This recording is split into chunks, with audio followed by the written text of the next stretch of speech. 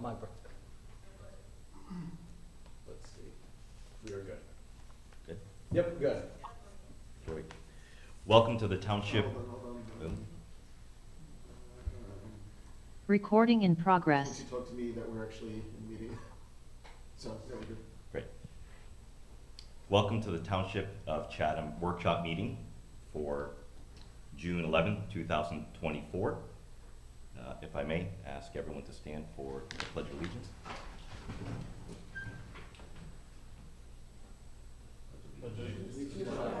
United States of America, and to the republic for which stands one nation under God, indivisible, with liberty and justice for all. Great. I'd like to note that Mr. LeConte has given adequate notice for this evening's meeting. We have a single resolution on the agenda. I'd like. We're hearing the citizens first. Oh, my apologies. Would like to open up for a hearing of citizens. Mr. LeConte. Members of the public are now welcome to come up to the microphone to address the Township Committee.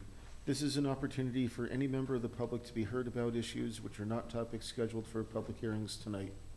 Those present may step up to the microphone to be heard. If you're watching via Zoom, you may speak during any of the public comment sessions by following the Zoom instructions to raise your hand. Whether in person or online, when you are recognized to speak, please mind the following procedures. Please say your name, spell your last name, and give the name of your street. You do not need to give your street number. All public comments will be limited to 3 minutes. Rather than use any of your time answering questions, the Township Committee will wait until you finish speaking before responding. There will be 2 public comment sessions on tonight's agenda. Each member of the public will be limited to 1 comment of up to 3 minutes during each public comment period. Written comments submitted to the Township Clerk before 3 p.m. today will be read during the public comment sessions. Written comments are subject to the same guidelines as oral comments. Duplicative written comments may be summarized rather than read in full, according to guidelines issued by the New Jersey Division of Local Government Services. And we do not have any written comments tonight. Mr. LeConte, do we have anyone online? We do not have any hands raised on Zoom. Thank you, Mr. LeConte. I believe we do not have anyone in the room. So I would like to ask for a motion to close public hearing. You can just close it. Yeah. No motion, you just move on. Public hearing is closed. Move on to resolutions. We have a single resolution on the agenda. I would like to make a motion to adopt Resolution 2024-132, amending capital budget. So moved. Do I have a second? I'll second it. Terrific, thank you. I'd like to open up for discussion. Okay, well, I guess I'll begin. I'll just start off with my old reliable here workshop format. I guess we're introducing resolutions and ordinances, as we discussed last time, in this workshop. So ostensibly no different than any other meeting. I think if we sat 3 feet higher in the air behind us, it wouldn't make a difference, and we wouldn't need these workshop meetings. All right. But to the substance of what I want to talk about with this resolution, we're amending a capital budget. This has to do with it's desirable to revise the funding sources and debt authorized to the existing capital projects. We're essentially authorizing $4.4 million in debt. That is for my calculation, almost 24% increase in debt to this township. And to put that in context for whatever purpose, for whoever might be listening and for the public's understanding, that's something like 40% of all municipal tax revenue collected in local taxes for municipal purposes. So under the municipal rate, collect around $11 million. $4.4 million would be about 40%. That's in a single year. I'll have more to say about this because there's a bond ordinance that comes up about that follows immediately after that about specific items of debt. But you know, this wasn't necessary in the past 2 years. We're issuing a tremendous amount of debt, or authorizing a tremendous amount of debt. I don't think it's appropriate. And if you need any evidence that there's some confusion on this committee about how much debt to issue or when to issue debt, or what to do with debt, you need to look no further than another resolution that we passed just last session, which was a resolution to rescind and to cancel and rescind an ordinance that was $420,000 roughly of debt to buy 12 acres in Chatham Township. Anyone would take that deal. Any resident, any citizen of this town would take a deal of $420,000 for 12 acres anywhere in Chatham Township. Instead, we're paying cash for that. We rescinded our earlier decision this year to issue debt, and now we are going to be paying cash for that land. That is the longest amortized asset that you can put in debt. And what ends up happening is that $420,000 should be paid off over 40 years. And it, of course, is an asset that doesn't depreciate, but rather, as everyone knows, land in Chatham Township appreciates. Instead, we'll be issuing a ton more debt under this capital budget in order to buy mostly depreciating assets. So I think there's a lot of confusion on this committee. I think we've loaded up with a lot of debt, and it's not been required in the last 2 years, and it's only this year that it's been required. So I'm a hard no on this resolution. If I might, Mike? Please. I have a little bit different perspective, and there's a couple things that you touched upon. Number one, there was not if there's an issue with the amount of debt that we're talking about, then what do we not finance? And so rather than, none of us want to incur a significant amount of debt, particularly and make it grow in shorter periods of time than build up over time. But we have some very specific capital items, which I suspect you may talk about on the next discussion.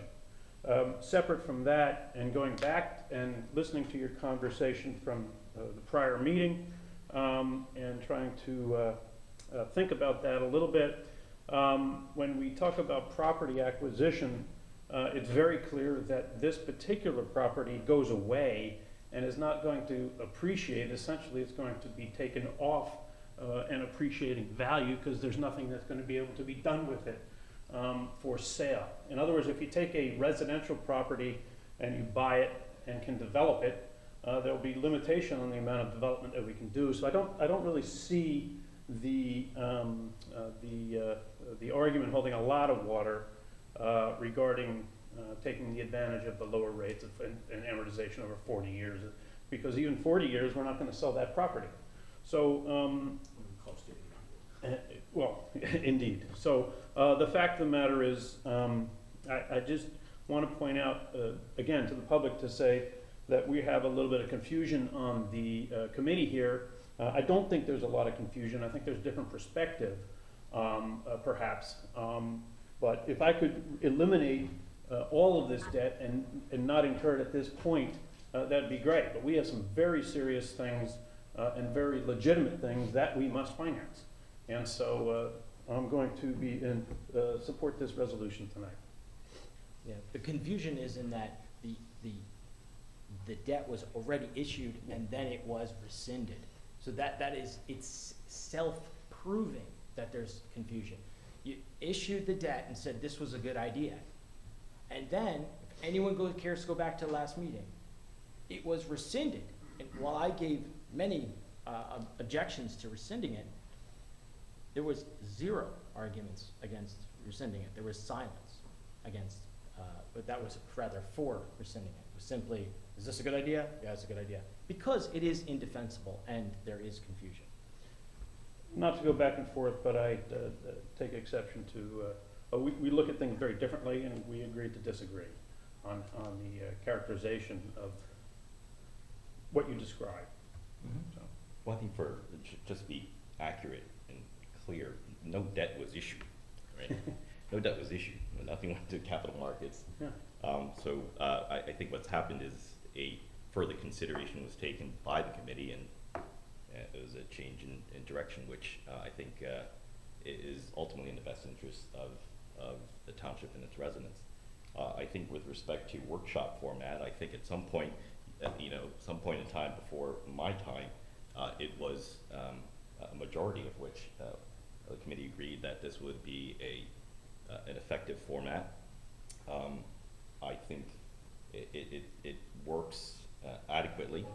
Like anything else, I think as opposed to throwing the baby out with the bathwater, I think there are perhaps considerations that we can make to improve the format. But I think the most important thing is we still afford a forum for the public to listen in and partake, should they choose to do so, on matters that are discussed in the public session by the members of the committee. So, you know, I receive your concerns with regard to the format of the workshop, and I think we've received them multiple times, but I do believe that that's something that we can certainly discuss offline, and to the extent that you believe it warrants that time. But I think we still are able to administer municipal governance here fairly effectively.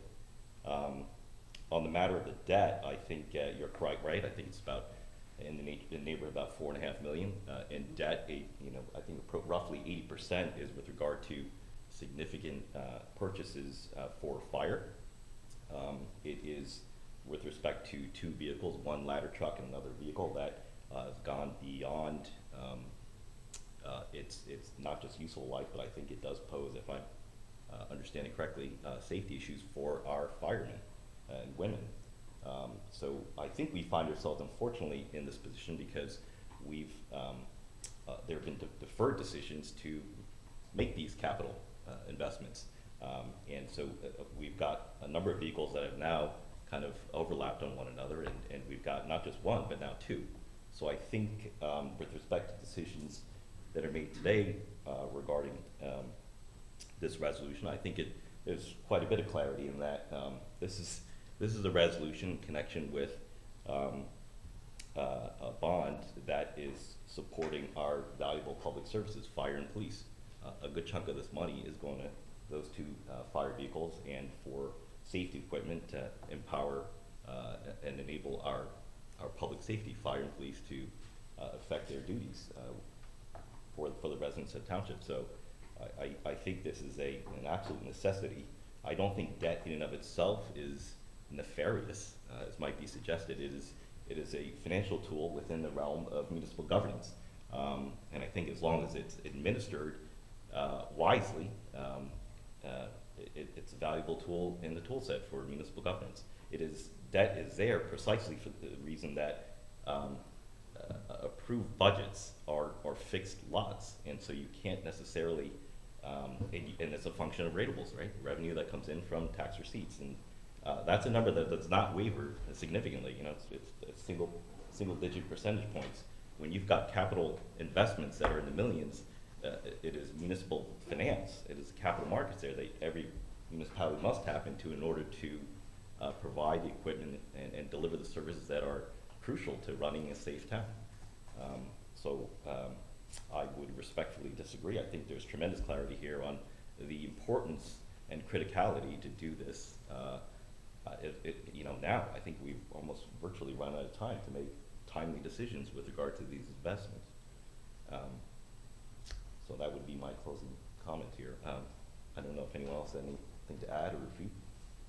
Yeah, if I could add to that, yeah, when look at the debt that we're looking to take on, 3.3 million alone is from the 2 fire trucks. And then, as Deputy Mayor Choi had mentioned, there are other equipment that's required by our fire department. So that's the bulk of the debt that needs to be taken on. Now, I know there were some suggestions made about fundraising, that we ask our fire departments to fundraise to help pay for those trucks. That discussion, you know, I think we need to fund these fire trucks and make sure our departments have the equipment that they need. These are volunteer fire departments. We are fortunate that we're not having to pay the salaries and the benefits for the folks that support our fire department. So I'm looking to make sure that they have the equipment that they need, and that is the bulk of the debt that we're looking to take on. So I'm not sure what's suggested otherwise. The other reality is the discussion about the Fensky property and incurring debt. Instead, they are the $400,000 worth of debt, which would, effectively more than double the amount that our taxpayers, our residents pay over the time that it's funded. That has to be funded out of open space. So there is no alternative unless we're suggesting spending even more money, bringing on the debt, and then spending that $400,000 on accelerating something else that we might spend that money on. But that has to be paid out of open space. That's where those funds are coming from. So that's where the alternate would have to come from. So they're two different, we're comparing, in some ways, we're comparing two different things. You can't pay for your fire trucks out of open space. So I will support this resolution. And just quickly to dovetail Mayor Ewald's point, I think the use of funds out of open space to purchase what is commonly referred to as Fensky is precisely the mandate for open space. Those are, the prescribed directives there are to do exactly what we intend to do by virtue of the acquisition of the Fensky property. So it's very certainly consistent with that mission. Well, I will just say that if there's $695,000 collected in open space funds in a tax, it is a tax. And if you were to pay over 40 years, $20,000 a year to go to $800,000 to acquire that land, well, that would be $20,000 against that $695,000. Now, certainly there's other obligations. However, what you're doing by putting the $420,000 is you're putting all of the benefit of those dollars to the current taxpayer and to the current resident. And that means you can't do things like make an improvement at Nash Field to improve the bathrooms, which are not in a great condition. You can't go to make canopies and coverings over the dugouts that are needed and would make it more commensurate with other communities at many of our fields. You couldn't make innumerable, and I'm sure we could go through a very long list of things that would be beneficial to recreation and to open space and active and passive recreation in this town. So there's always trade-offs for everything. I do understand the reasoning behind it. I don't agree with the reasoning behind it. I also don't agree that current taxpayer should pay every dollar for future enjoyment for all, for residents that that they may never see, that they may never see. They should be able to see a portion of of their tax dollar today going to use for something that is somewhere in the near future for them. As and future residents can certainly pay on the order of $20,000 out of $700,000. They could pay that towards the acquisition of land, which is, as I had said previously, not depreciated.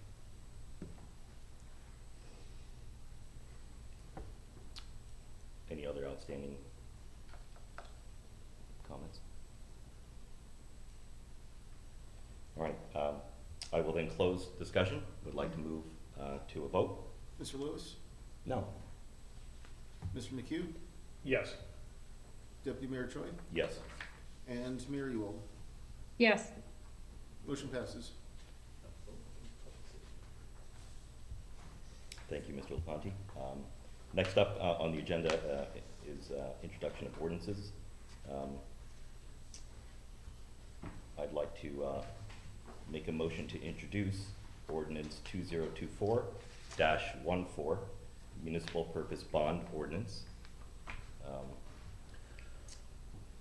So moved. Do I have a second? Second. Thank you, Mayor Ewald. Would like to open up for discussion.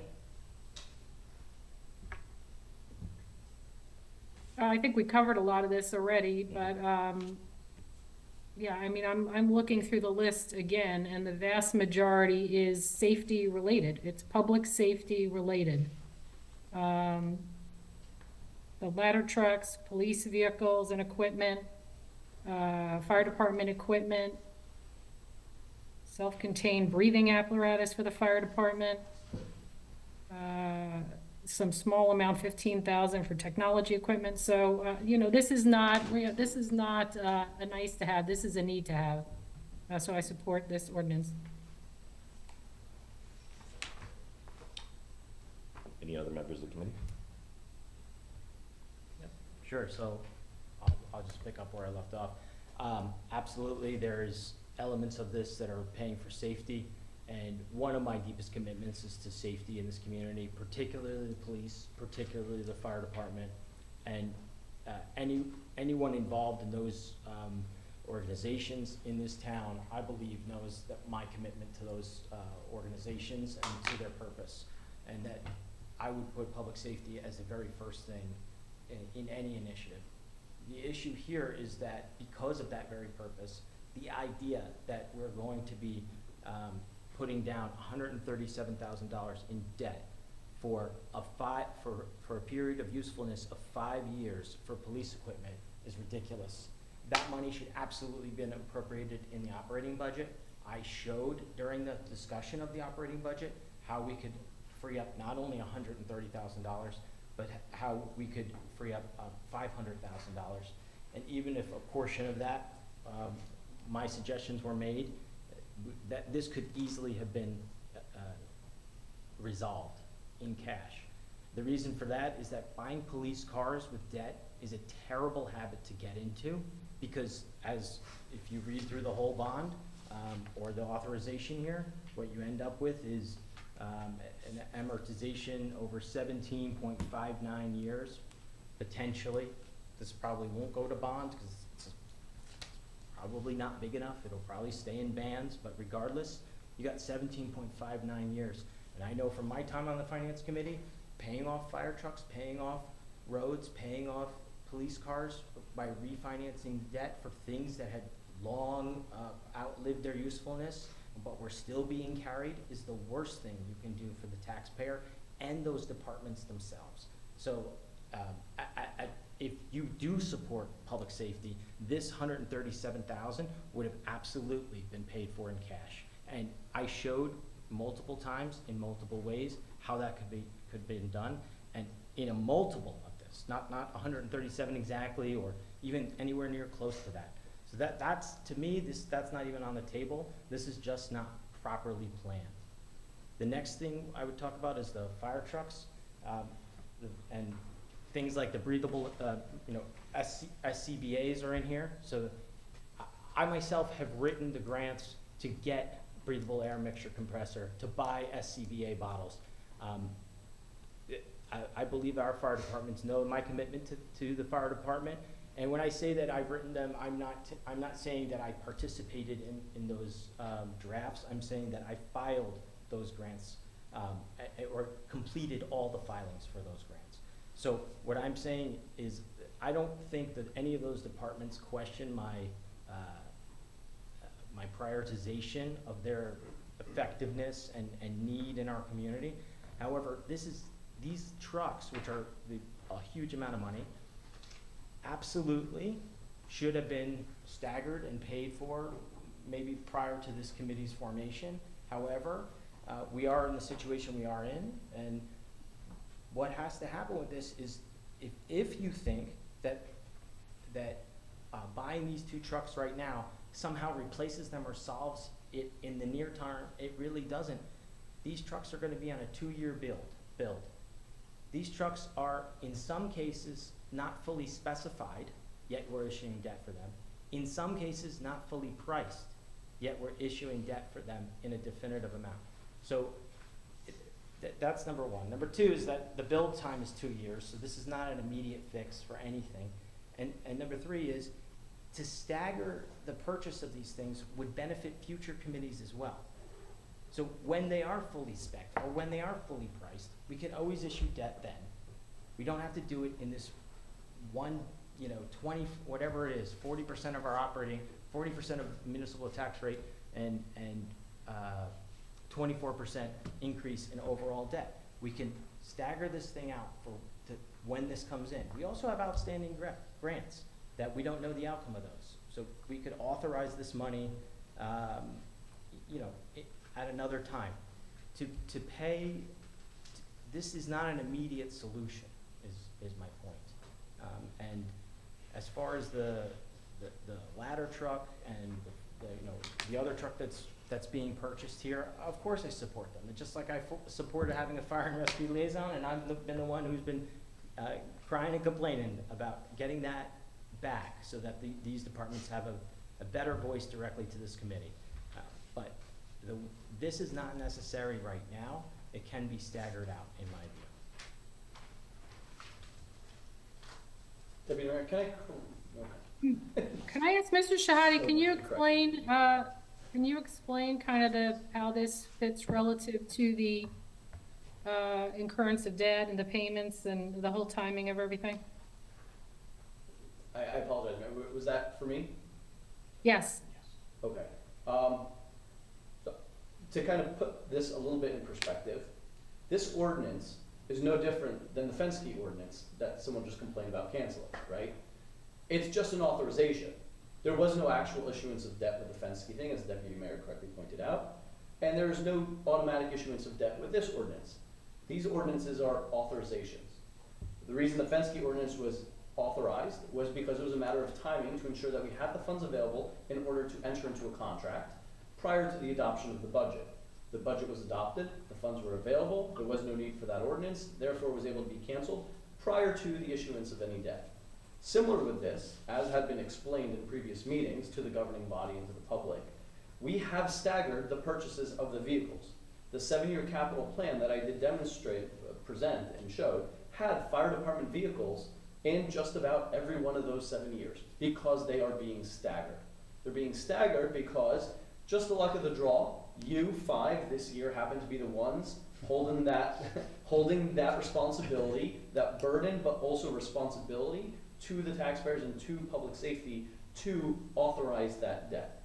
As I explained, by authorizing this debt, it doesn't automatically get issued. We are not going to issue that debt right away. We are going to issue the debt when the funds are needed. Now, in order for the fire department to contract with a company, we need to have authorization for funds. The CFO, and by law, the governing body, is not allowed to award a contract unless the funds can be certified by the CFO as being available. This authorization allows her to do that. Then when the time comes to need those funds, we will issue that debt, and only the debt that is needed. Meaning, typically, you're required to put down a down payment to have the company start working on the project. The bigger the down payment, the cheaper the total cost of the truck is. So if you're able to make more of a down payment in the beginning, the overall cost is cheaper.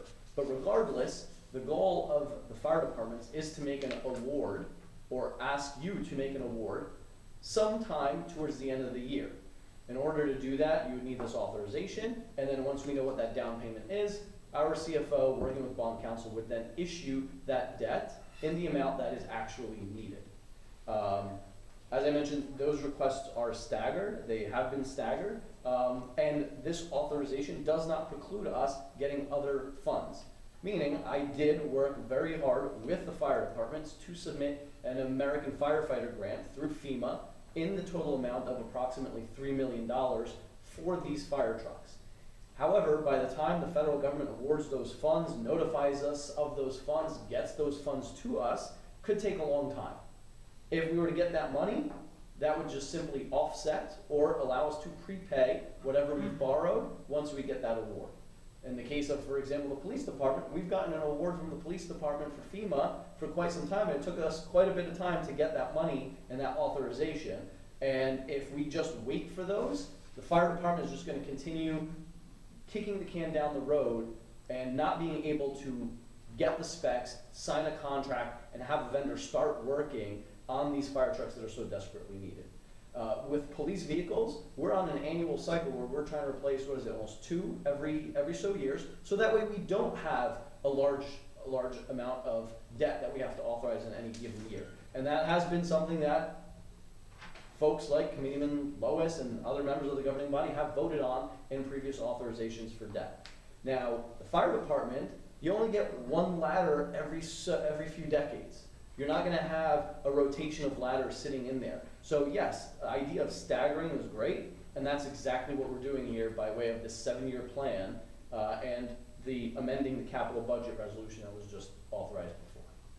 Okay, I was invoked there. My name was brought up. The capital ordinances that I have voted yes on in the past 2 years were entirely paid for in cash.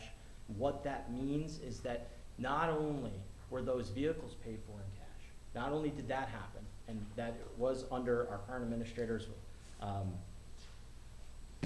watch, so it's a little bit hard for me to understand the memory gap here, but the capital ordinance was in cash, and so not only did that pay for the vehicle, but what it also allowed was that the way those capital ordinances were written is that because there was no useful life tied to debt, the money in those capital ordinances are the most fungible. They can be moved around and used to pay for almost anything, any capital that's named in that ordinance. So that gave the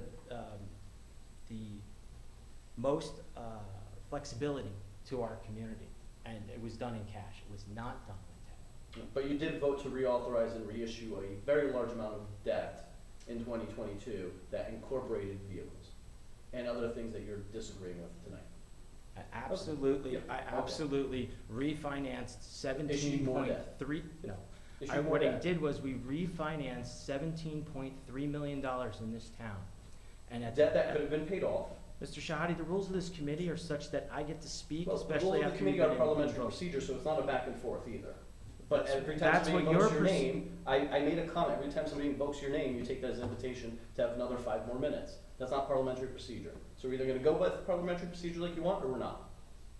Mr. Shahadi, if you can read the rules of this committee, we follow Robert's rules of parliamentary procedure is something separate. If you need to review that with the attorney, I No, I suggest you do reviewed that in your own that. time, not during the public Committeeman time. Lowe's, but kindly make your Thank you. closing remarks, if you could.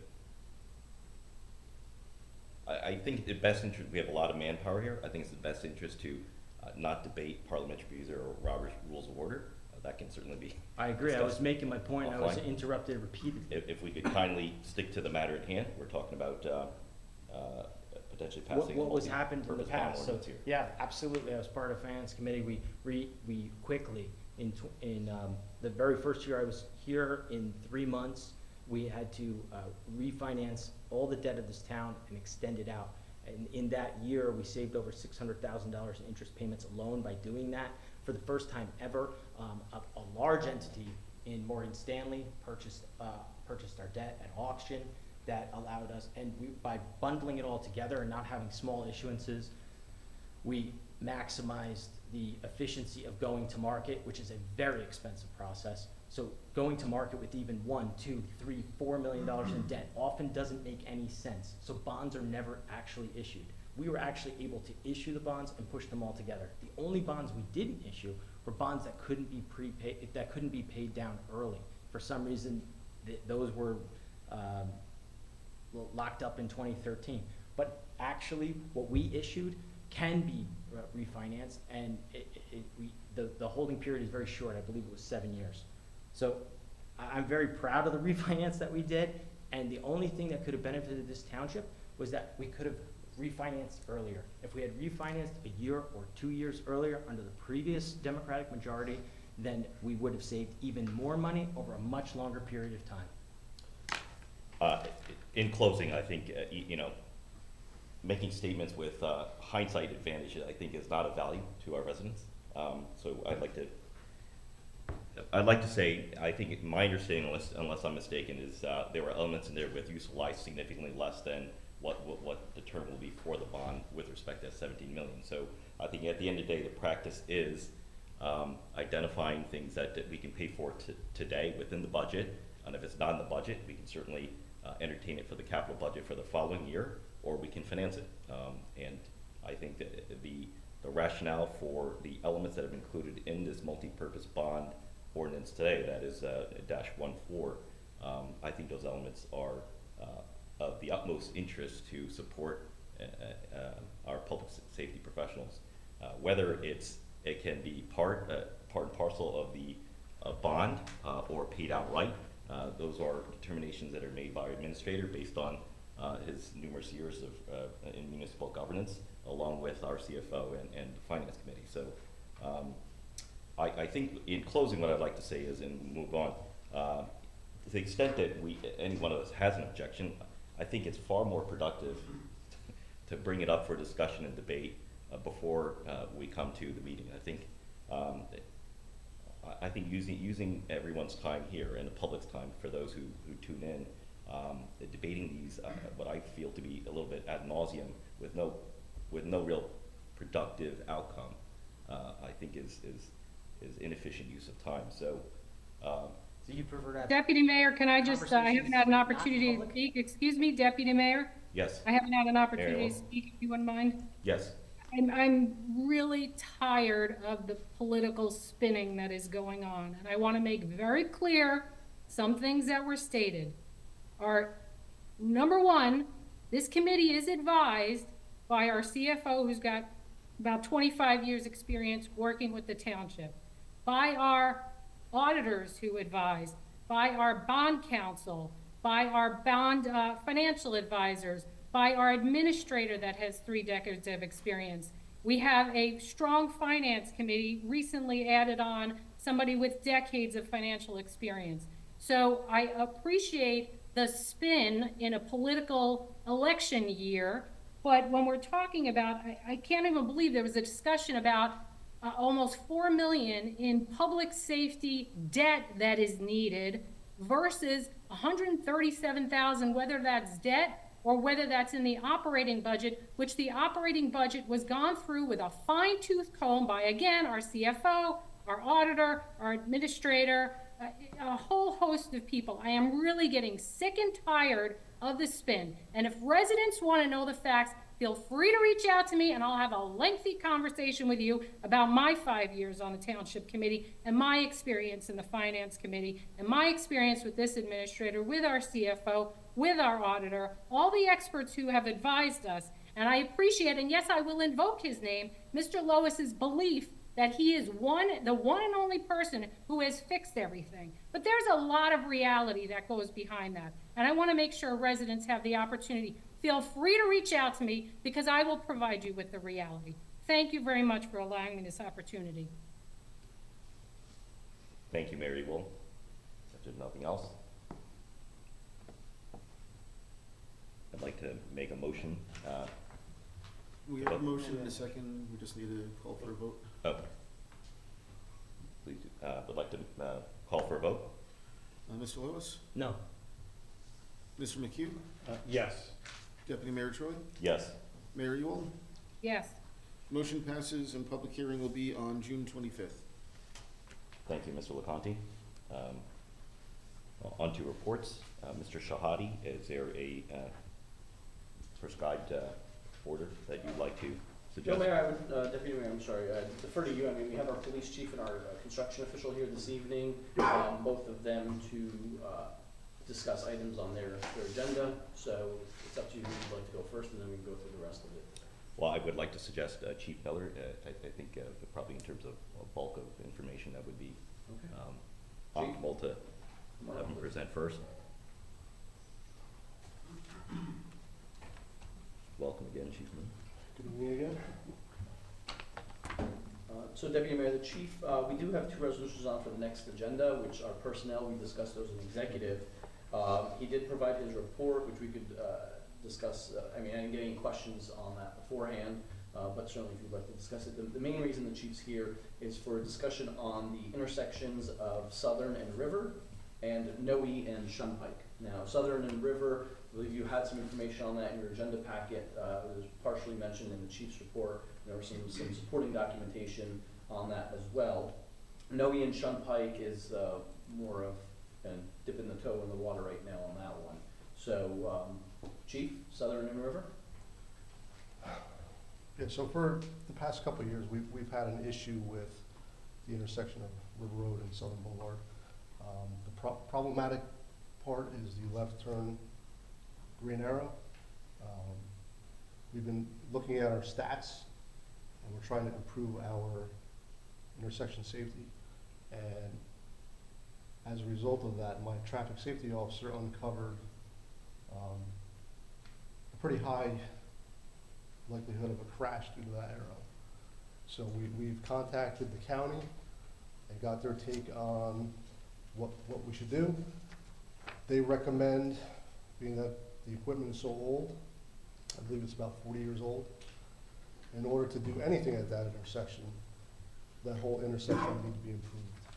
So, their recommendation is a 70-30 split. I guess we have an agreement with them that goes back a very long time. And this has been an issue since 2011, was the first time the county was approached to improve this intersection.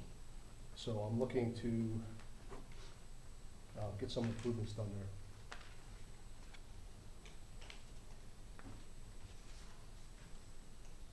So I guess I'll set the stage for that unless there's any specific questions to that. The next process would be, next steps in the process would be that we would enter into a negotiation with the county to come up with an interlocal agreement, or at least an MOU based on the agreement that already exists. I think you all got a copy of that very old agreement. So we would have a resolution and an MOU to effectuate the terms specific to this intersection. This intersection, the chief did raise to me, along with, as I mentioned in our capital discussion at previous meetings of the road budget, this would fall under the road budget, so we do have funds in there. So that balance from what the award contract for the roads would be and for intersection improvements or other things that do happen that we have to account for would come out of that, that authorization to be able to pay for this. We also are exploring and researching the possibility that the county may be holding on to some additional funds for us to the tune of about $75,000 from old projects in the past, which would also be able to be contributed towards these. Either Chief Miller or Mr. Shoddy, could you associate dollar estimates to the 730 split at this time? I think we got a generic estimate. Yeah, I think that spreadsheet may have been included in the packet. I can't recall, but I do have I a spreadsheet. believe, It looked like a little over $100,000, 130. this is actually for a different intersection. That would be the Noe That was the Avenue, Noe, because that's a 50-50 split. Yeah. I believe it was like 87,000. So This is for Southern River. Which left-hand turn is this leaving town if you're going if you're down coming up- Snake Hill? Or No, if you're coming up River Road from New Providence, New Providence, to make got the it. left onto Southern Boulevard, And the proposal is to eliminate the left-hand turn. Great. either eliminate it or make it at the beginning of the cycle, not the end. Right now, it's at the end of the cycle, which is backwards to the typical intersection. But we can't just take it out. According to the county, we have to upgrade the whole intersection. In the event, Chief, that we remove the left turn signal portion, I think that would be a significant change to the flow of traffic there. Correct. Particularly for the morning, because I know that's a big morning commute Yes. run. How can we be informed timely as to whether or not that consideration is going to be the way to go? And what input can we have there? We could make whatever recommendation we want. I would recommend that we put it at the beginning of the cycle. Okay, so Typically- that would be the strong preference. Yes. To the extent that it's Correct. some other option, we certainly would have a voice and opportunity Yes. to contest. Okay. Some things to note though with this, because it's an old intersection system, right? It would be brought up to current standards and the latest and greatest, which some of the benefits are it's got a generator outlet as well. So if there are events of townwide power outage disruptions too, you can hook up generators to them. That eliminates the need for public, police officers' presence and things like that, which allows them to deal with, like I know in Hurricane Sandy, when a lot of towns had power outages. I don't know if that was an issue here, but intersections fail. Now you're taking valuable resources to address Well, we have that. the capability now there. At that one? Yeah, Okay. we did put a plug in for a generator. Oh, you did? Okay, great. These new ones would be LED and they would run on a battery backup for an extended period of time. So that would give us, I don't know what the runtime on that is, but it would give us more time to get the point of generating. And the county would do 100% of the design costs, Okay. and we're only paying for the portion of the construction, the equipment, that, the signal itself. They handle that. So then they would come back to us during the final design, and there would be a full cost share agreement with the actual construction cost dollars. So, what they provided was an intersection, this was, had a total construction cost at that time, I forget where this intersection was, but it wasn't in Chatham. and they said that that total cost at that time was $383,000 for that intersection, but, yeah. And that had existing conditions, there's everything that you gotta deal with in terms of the curbing, the drainage, there's other issues that, you know, that possibly are affected by this as well. So the first thing is we would send them a formal letter, and a resolution of support noting that we want them to move ahead with the design, starting the design, and then we have an option to, you know, back out on the final end of things. And I believe that happened once before, actually in 2018, with the intersection of Green Village and Shunpike. Yes. With the design taking into consideration what is currently like a limited line of sight, right? So it kind of is elevated, right? So if you're coming, and I think that's they part of. redesigned everything in that intersection. I didn't have the opportunity to speak to the engineer, my traffic safety officer did. Mhm. So I believe that's a complete redesign of that whole intersection. Does that then do, maybe we don't know enough because we're not far enough along in our understanding design, but then we just do all that ADA work down there with the ramp stuff? Are there any dimensional things that have to be changed, or? At Southern River? Not there. Yeah. Yeah, there was some AD. Yeah, Yeah, but the not other one, us, they we go to- didn't do those. No. That was- No, I understand, Yeah, I oh, sorry. understand that, but that was just done. I would assume that when they did that, that was brought into compliance, that Yes, portion, so I yes. don't know if they're going to, you know, what Do they're. the same thing or reuse it, or we don't know what the same, okay, so it's early yet on this, okay, thank you. In fact, there are ADA ramps to nowhere, right? Correct. There- Yes. to Yeah, nose- there's nose- a few of those. Right. That's just not here in the township, it's. Yeah, I know, it's in New Jersey. Okay, any other questions, comments from members of the committee?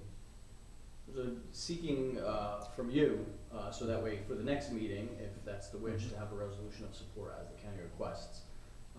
That way we can make the formal request to them to start the process. So I think it's a critical component, to public safety. I see no reason why we wouldn't, I would be in favor. I would favor. I just don't understand enough about Noe and Shunpike. It seemed to me like reading through the packet of information that was something that had to do more with pedestrian crosswalks and, you know, a signaling for pedestrian. Correct. Right? Yeah, we were just right now Southern River, Yeah. I just wanted to get that out of the way, not do. Oh, that's the fine, if other, you wanna so- do that. But Southern River, good, I mean, I've heard two.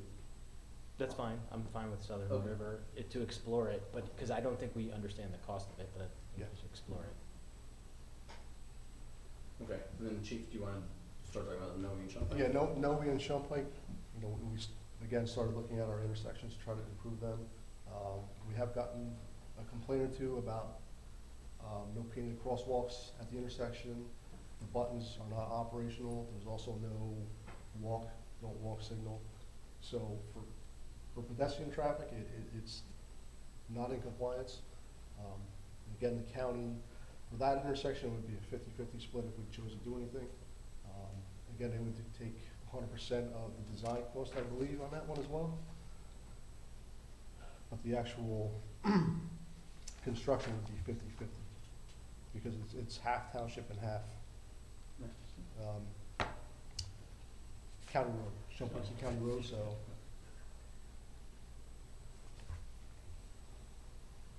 So again, that is basically for pedestrian safety. Chief Miller, this is prompted, this particular intersection consideration is prompted by by concern voiced Yes. by Yes. a member of the public. In what would be, so there would be design performed by DOT. That would be the Or- county's Or one. it'd be county, Morris right, County. county DOT, okay. Maybe 50-50 split.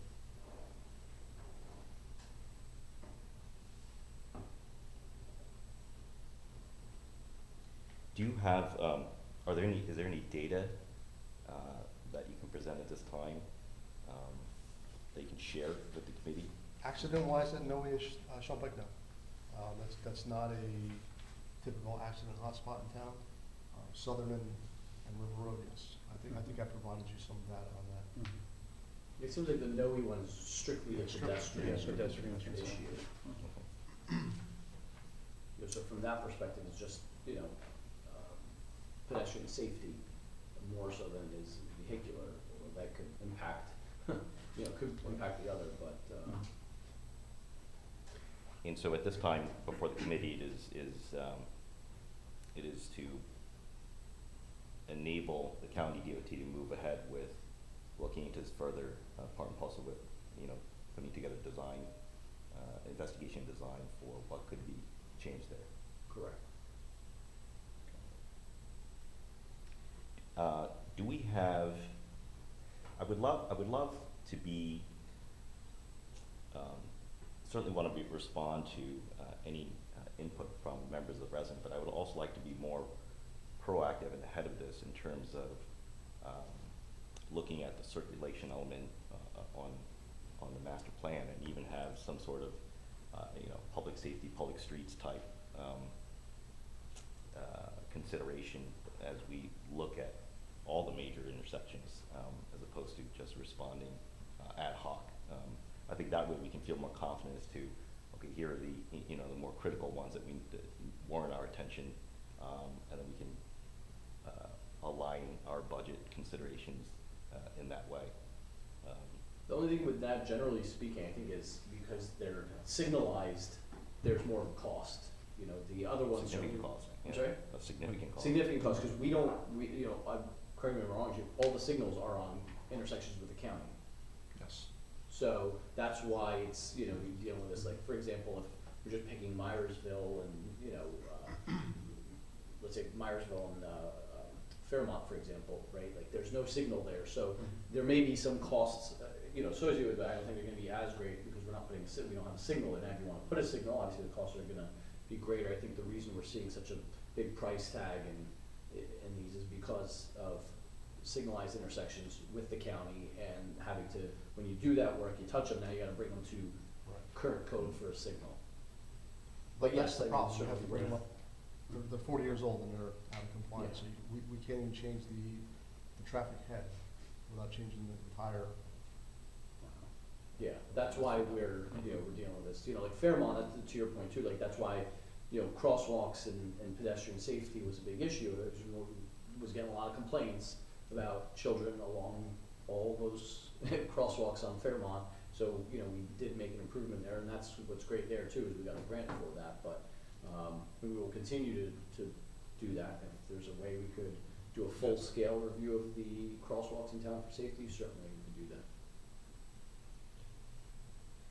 So what's Yeah, I guess the- I have to agree. I'm sorry, Mayor Ewell? I have to agree with the deputy mayor that, a couple things. The intersection at Southern and River, I'm totally on board with, doing some work there, because Southern and River has been a problem. I see it all the time. The traffic is backed up, and that seems, I think residents would appreciate having that cleaned up, and it's unsafe there as well. So we just have to improve the flow of traffic there. When it comes to Noe and Shunpike, I mean, when I passed through there, and the chief had said in terms of accidents, it's not really a hot spot in town, but I have to wonder, because I know residents complain about a number of other spots, either for pedestrian crossing or, concerns that they think they're more accident-prone areas. So when it comes to Noe and Shunpike, I would be interested in seeing that relative to the other intersections, where that falls out, prioritization in pursuing improvements relative to other intersections, similar intersections. Okay. A final question, by giving the green light to start the investigation and perhaps some of the design work, it's not a foregone conclusion for the township to be involved financially or otherwise in the project, correct? In other words, is there zero cost discovery time for us to say, okay, now we understand what the county's considering putting there. We have meaningful cost estimates associated with making that a reality, and we can further consider that, right? We're not committed. To my understanding, and I'll confirm, is there isn't a commitment, because with the Green Village and Shunpike one, that didn't go through. Well, from what I'm told, that's why we need a resolution, Right. because we backed out the last time. But there was a resolution last time. Oh, Yeah, I found that I don't know, resolution last time. According to, Yeah.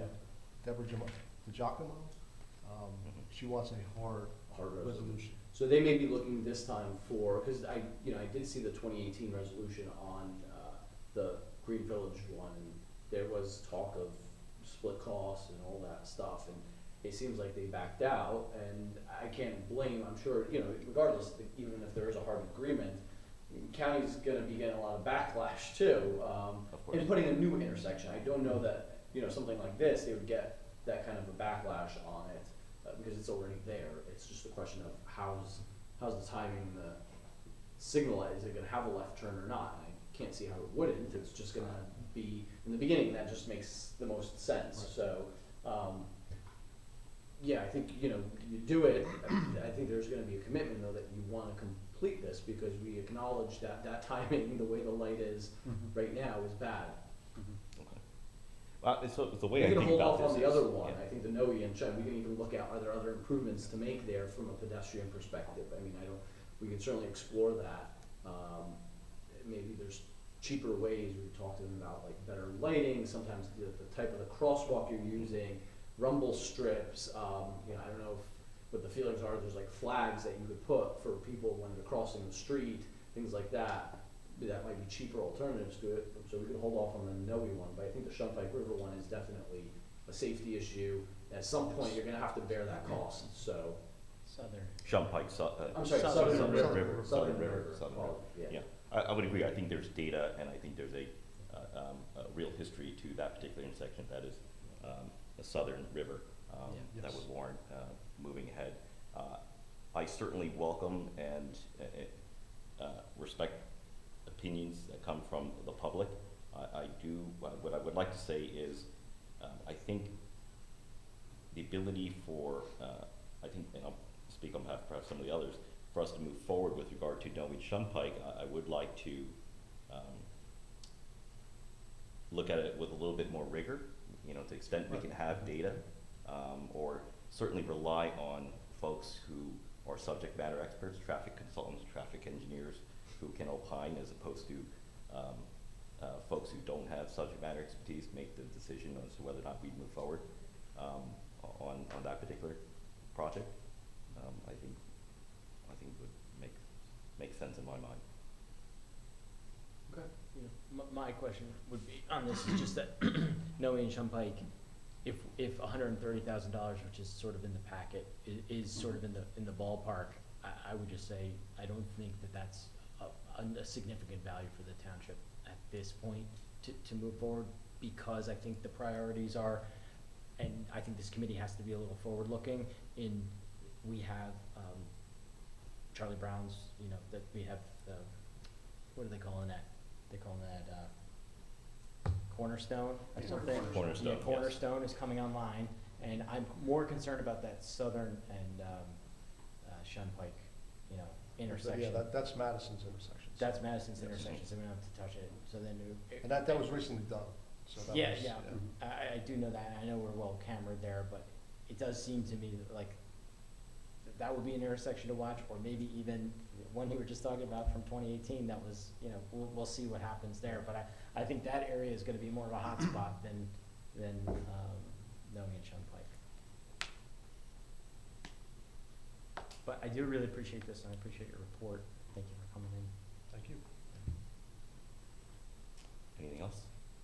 Or did we lose Mayor Ewell? Yeah. Oh, okay. Oh, she's there? Well, if there's nothing else, Sorry, I'm here. thank you, Chief Thanks, Miller. Chief. Thank you. Thank you, Chief.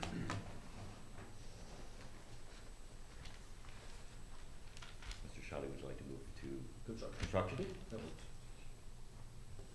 Thank you. Jack, come on up.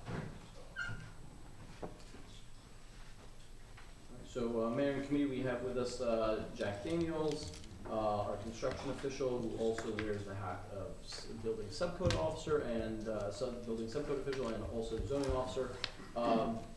The first item is, and this will follow his presentation, but is the hiring of an inspector, building inspector, that I would like to have on the agenda for the next meeting for consideration.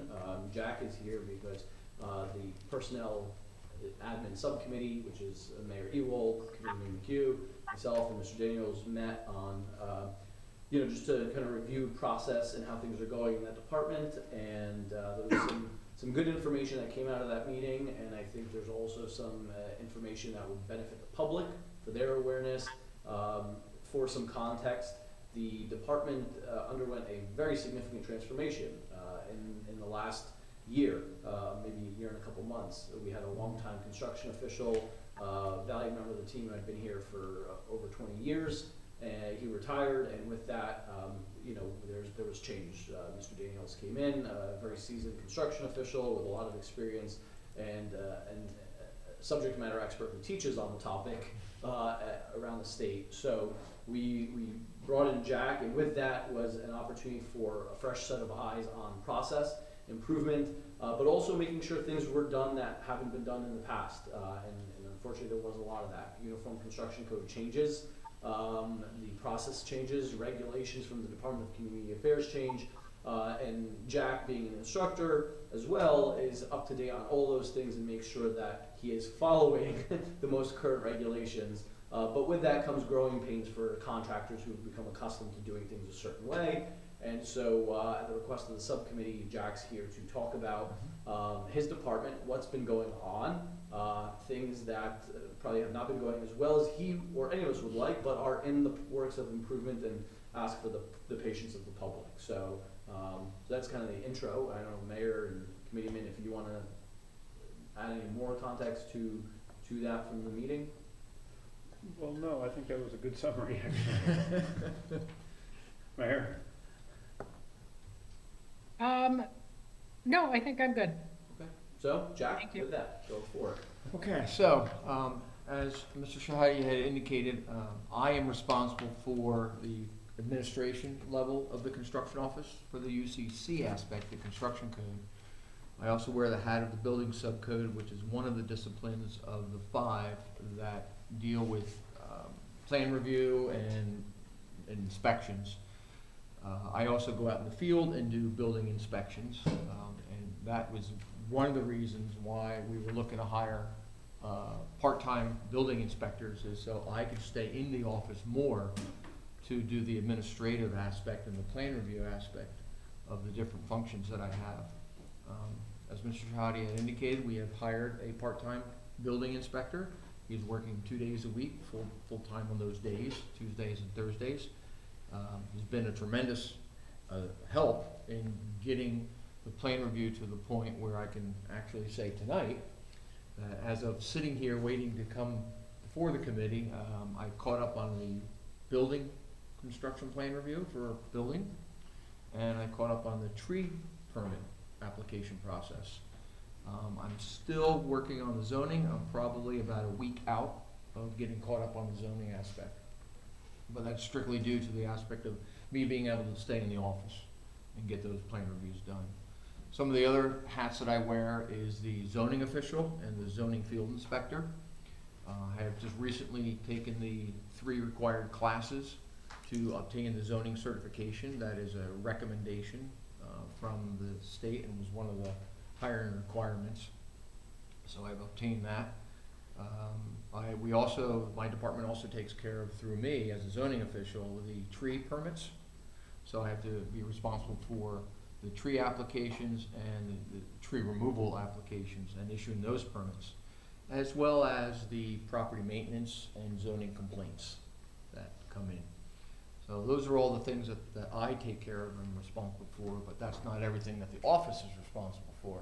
So my other staff is, besides being responsible for those things, the engineering side of it, which is our third-party Mont McDonald agency.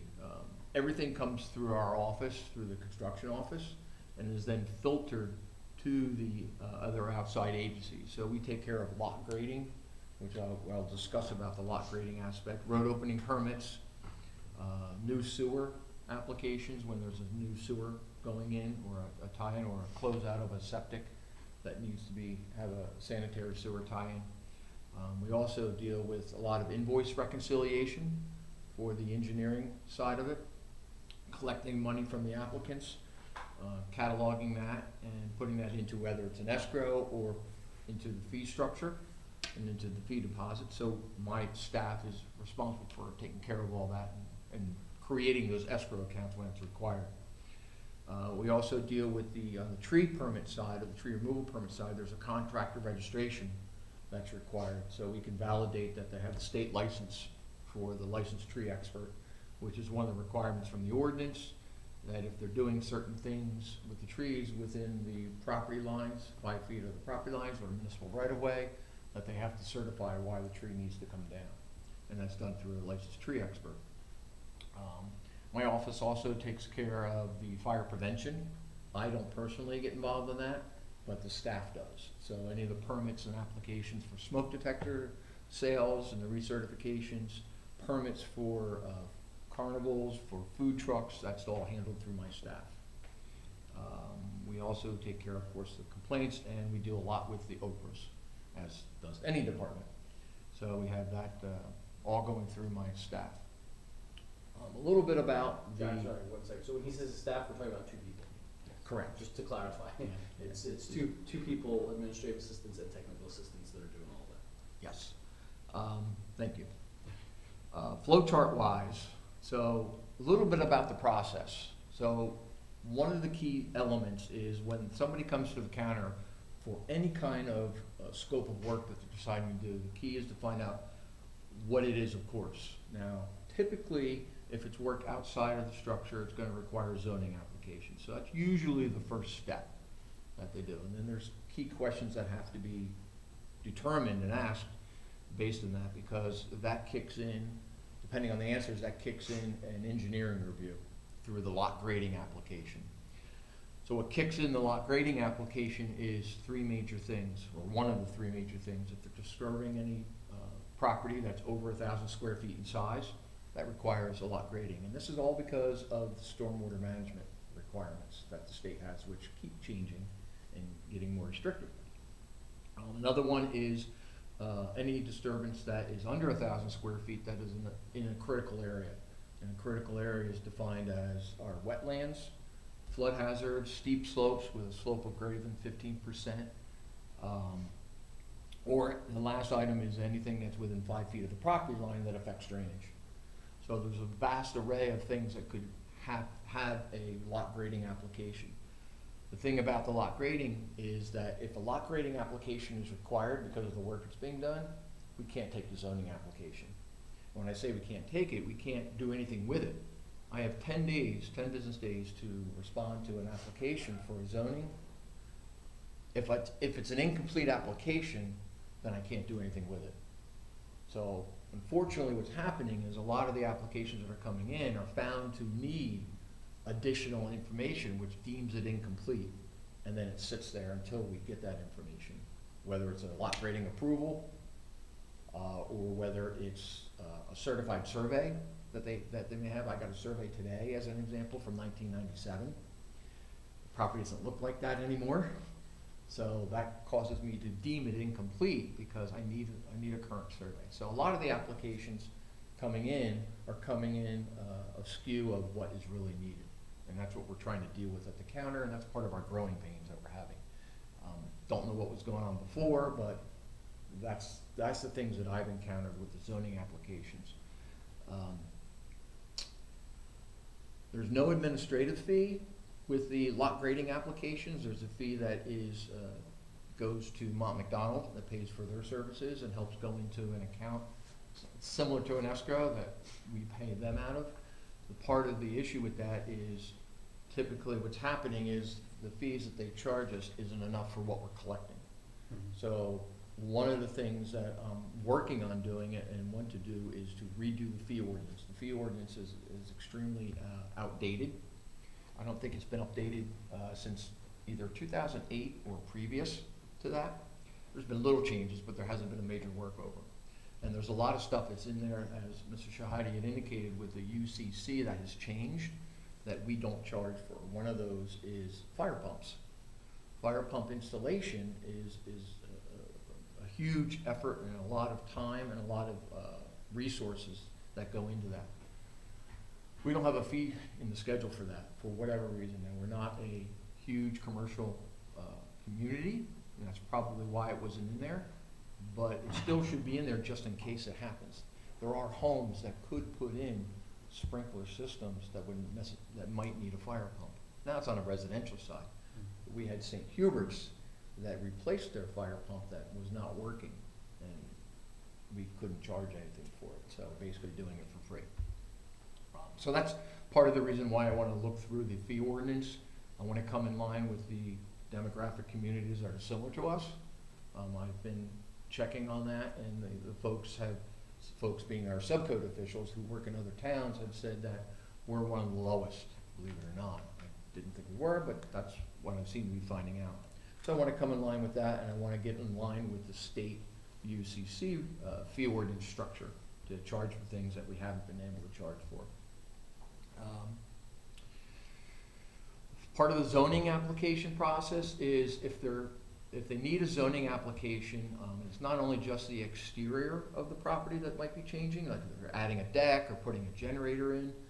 Part of the process is that to make sure that the lot coverage for the stormwater management issues hasn't been exceeded above the ordinance requirements. So I got to validate all that through the review. Part of the issue with that is I can't even take or my office can't take a zoning application if it's for an existing structure. They can't take a construction application for an existing structure until the zoning's done. And that's a UCC requirement, it's a state requirement. I can't deviate from that. So a lot of the existing structures that we have, your residents, for generators, for pools, for anything that's being done that would typically require a zoning application, we have to wait for the zoning to get done before we can take the UCC application. And that wasn't being done in the past. So that's part of the growing pains as well, is that people are, I don't want to say being turned away, but they're being advised that, hey, this is the process. Get your ducks in a row with your application. This is what we're going to be looking for with the construction permit application once your zoning application is processed. Completeness of the applications, as I mentioned previously, is critical, so we're working with the staff to make sure that the correct questions are being asked. I want to create a flow chart to actually put on the website, to have posted in their office, kind of giving the folks an idea as to, hey, if this is the kind of work that you want to do, you're going to start here, yes, no, and follow it through. So it'll take a little time to do that, but I think that's going to be a great resource and a great tool for the public. We talked about tree applications. Their completeness has been a little awry. The previous staff, before I came on board, one of the administrative assistants was doing the work for the contractors, was actually assisting them in filling that out. The current staff isn't doing that because, frankly, it's not that it's not our responsibility, but if we put something incorrect on that application or don't have that, then we as persons as well as the township become a little bit liable in that. So we're guiding the folks into how to fill out the tree applications. One of the things I want to look at is redoing the fee ordinance, the tree ordinance, chapter 22, to make it more user-friendly. The form is 7 pages long right now. So I want to try to clean that up and make that more user-friendly. Some of the tree experts out there have offered their assistance in going through that. So number-wise, Oprah-wise, we've probably handled about 100 to date. Thank you to Mr. LeConte for providing that information. That's the Oprahs that my staff is handling that come through as an Oprah. That's not including the written request that might be an email. That's physically not an Oprah, but we still got to treat it as an Oprah. So the 100 that has been estimated is probably higher than that.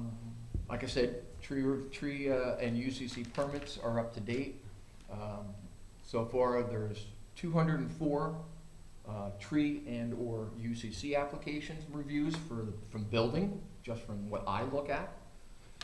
168 of those have been completed, 36 remain outstanding, 18 of those it's a split between UCC and the tree permits that are outstanding right now. so we're caught up on that. 71 of those applications were tree, leaving 133 UCC applications to date. That's January to now. So where does that track as far as last year? Total permit-wise, we're about the same. Last year, we issued 514 by today's date.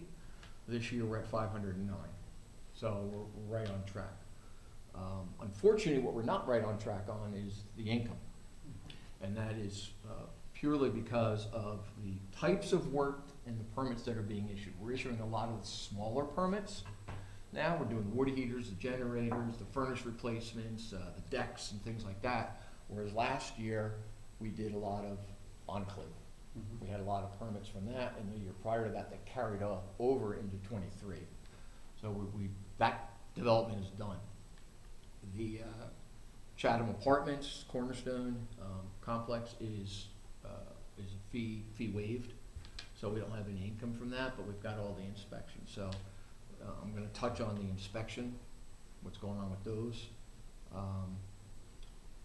Zoning applications, there's 126 zoning applications that have come in so far. 11 remain outstanding, leaving 115 that we've completed now. There's been 29 complaints logged, so we've had a huge uptick in complaints. Last year we had about 5 by this time frame. For whatever reason, and Mr. Shahadi and I spoke briefly about this, but there's been a huge uptick in the complaints, and that ranges all the way from grass complaints to intersection, site triangle obstructions, to people working, taking trees down that don't have approvals to do so. So it's just a vast gamut.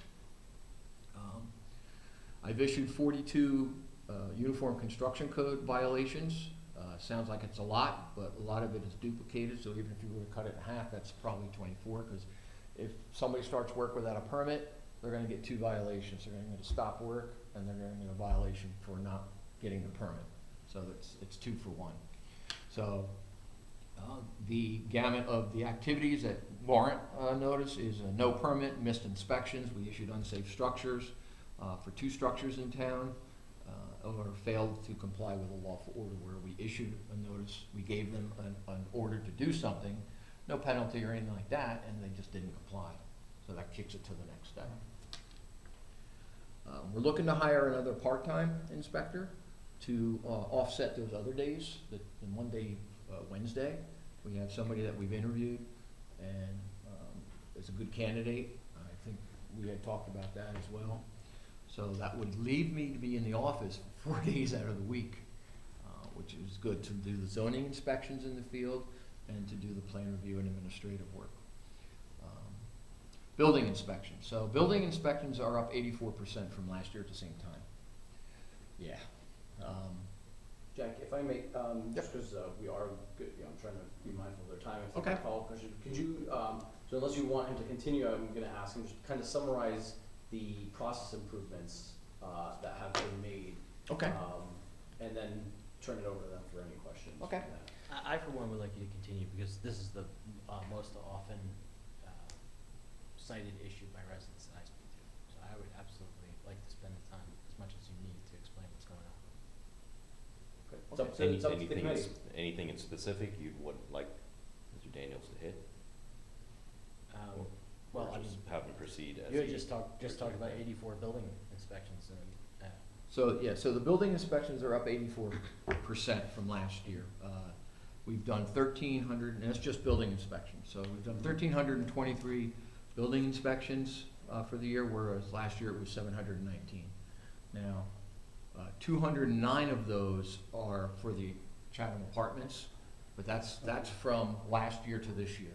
That's not just for this year. So 209 from June 12th of last year to now, a year's time, because June 12th, ironically, is when they started their projects, when they got their first permit. So our inspections over that time period for a year for building-wise is 209 that we've done. So even if we take out for the Charlie Brown site. Cornerstone. Yeah. So if we were to even take out the 209 inspections, that still is leaving us higher than we were last year. So we're doing more inspections, we're doing more work, but the work is different. It's real hard to gauge the number of inspections and the type of permits that's coming in and the cost associated with that. That's why there's a difference. You know, it's always difficult to try to budget and figure that out. Zoning inspections, were also up. There was 5 by this time last year, and we're at 86.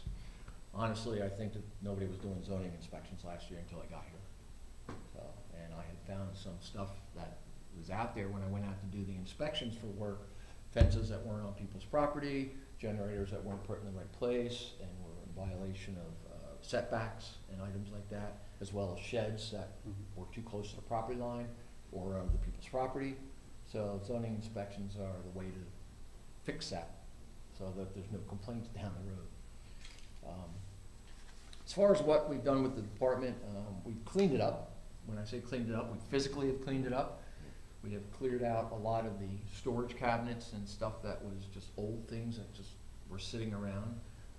We've recently moved the customer counter out to the front hallway, so it opens up the space within the area as well for aisles.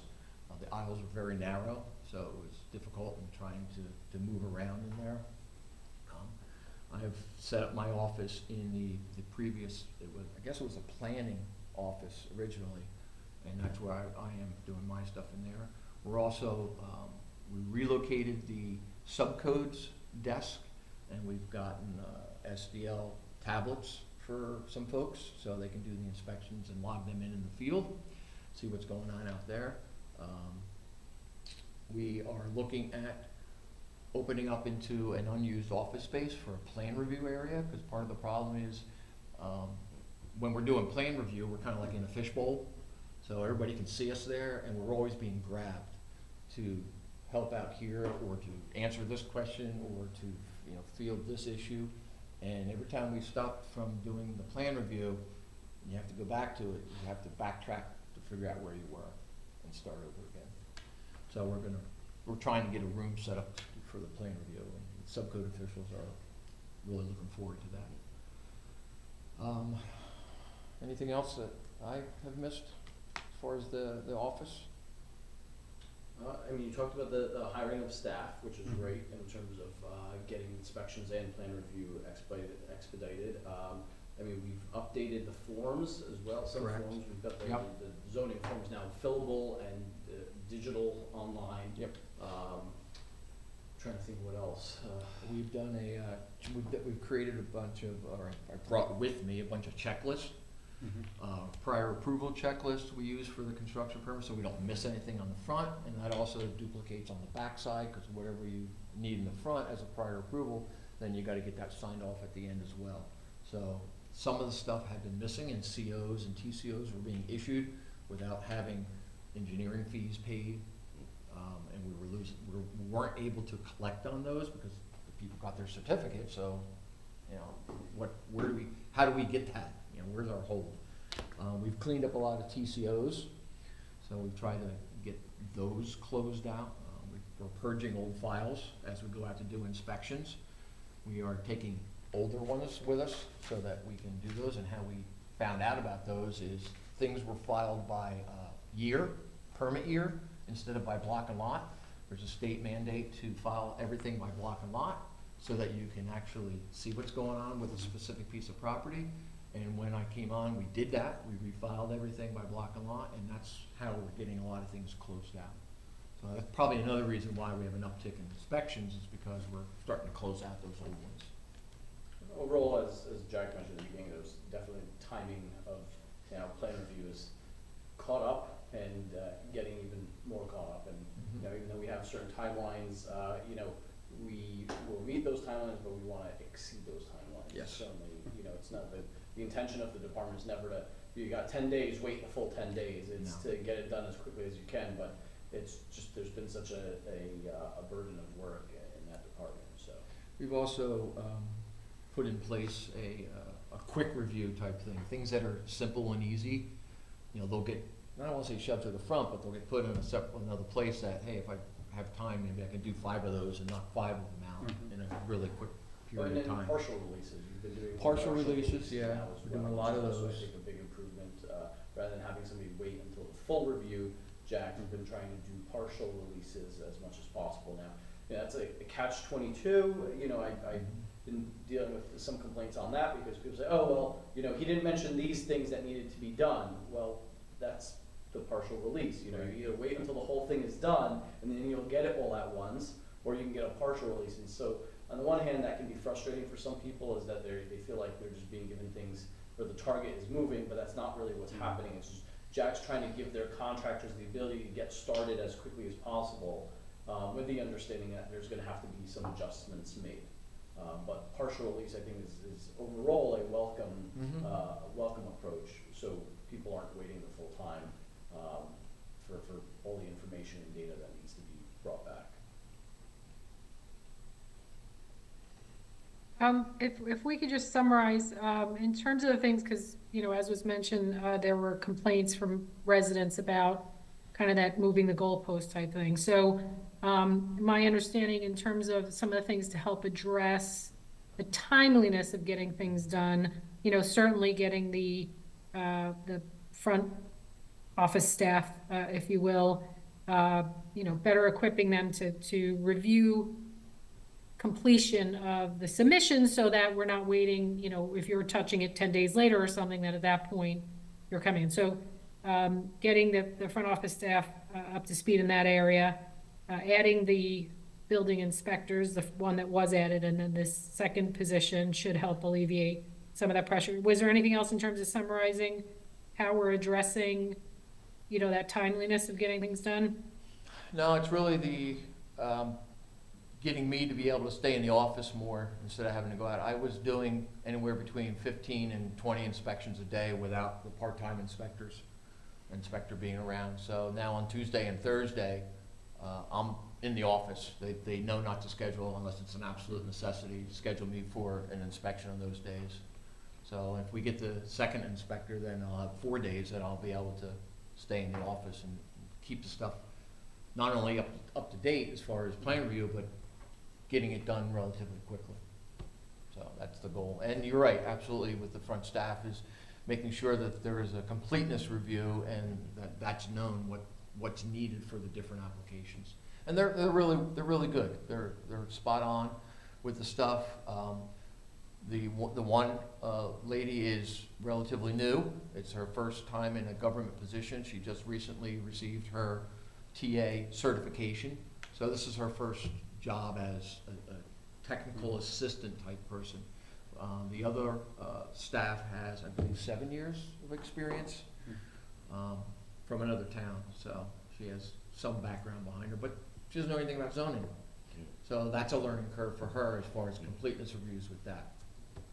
I think a piece of the education piece on the front end is also helpful with what you're developing on your flow sheet, so that people understand that this then comes and that comes, and that gives them the ability to understand if it's not complete, it cannot necessarily proceed. I think that's actually a pretty good soft piece. Yeah. That becomes quite helpful. So I would encourage completion of that, availability of that. So for the zoning application, you now have implemented a checklist to make sure that the application is complete before the office accepts it?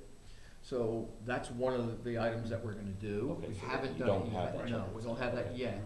But what we do have, the checklist I had mentioned, is the prior approval checklist for a construction permit. Okay. There's Now I items follow you. within the construction code that have to be done before I can actually release. They could have every plan review done, it could be done for a month, but if they haven't paid a COA fee, that prevents me as a construction official from releasing that permit. So that's the checklist, because things were being missed and things weren't being collected properly, both on the front and on the back side.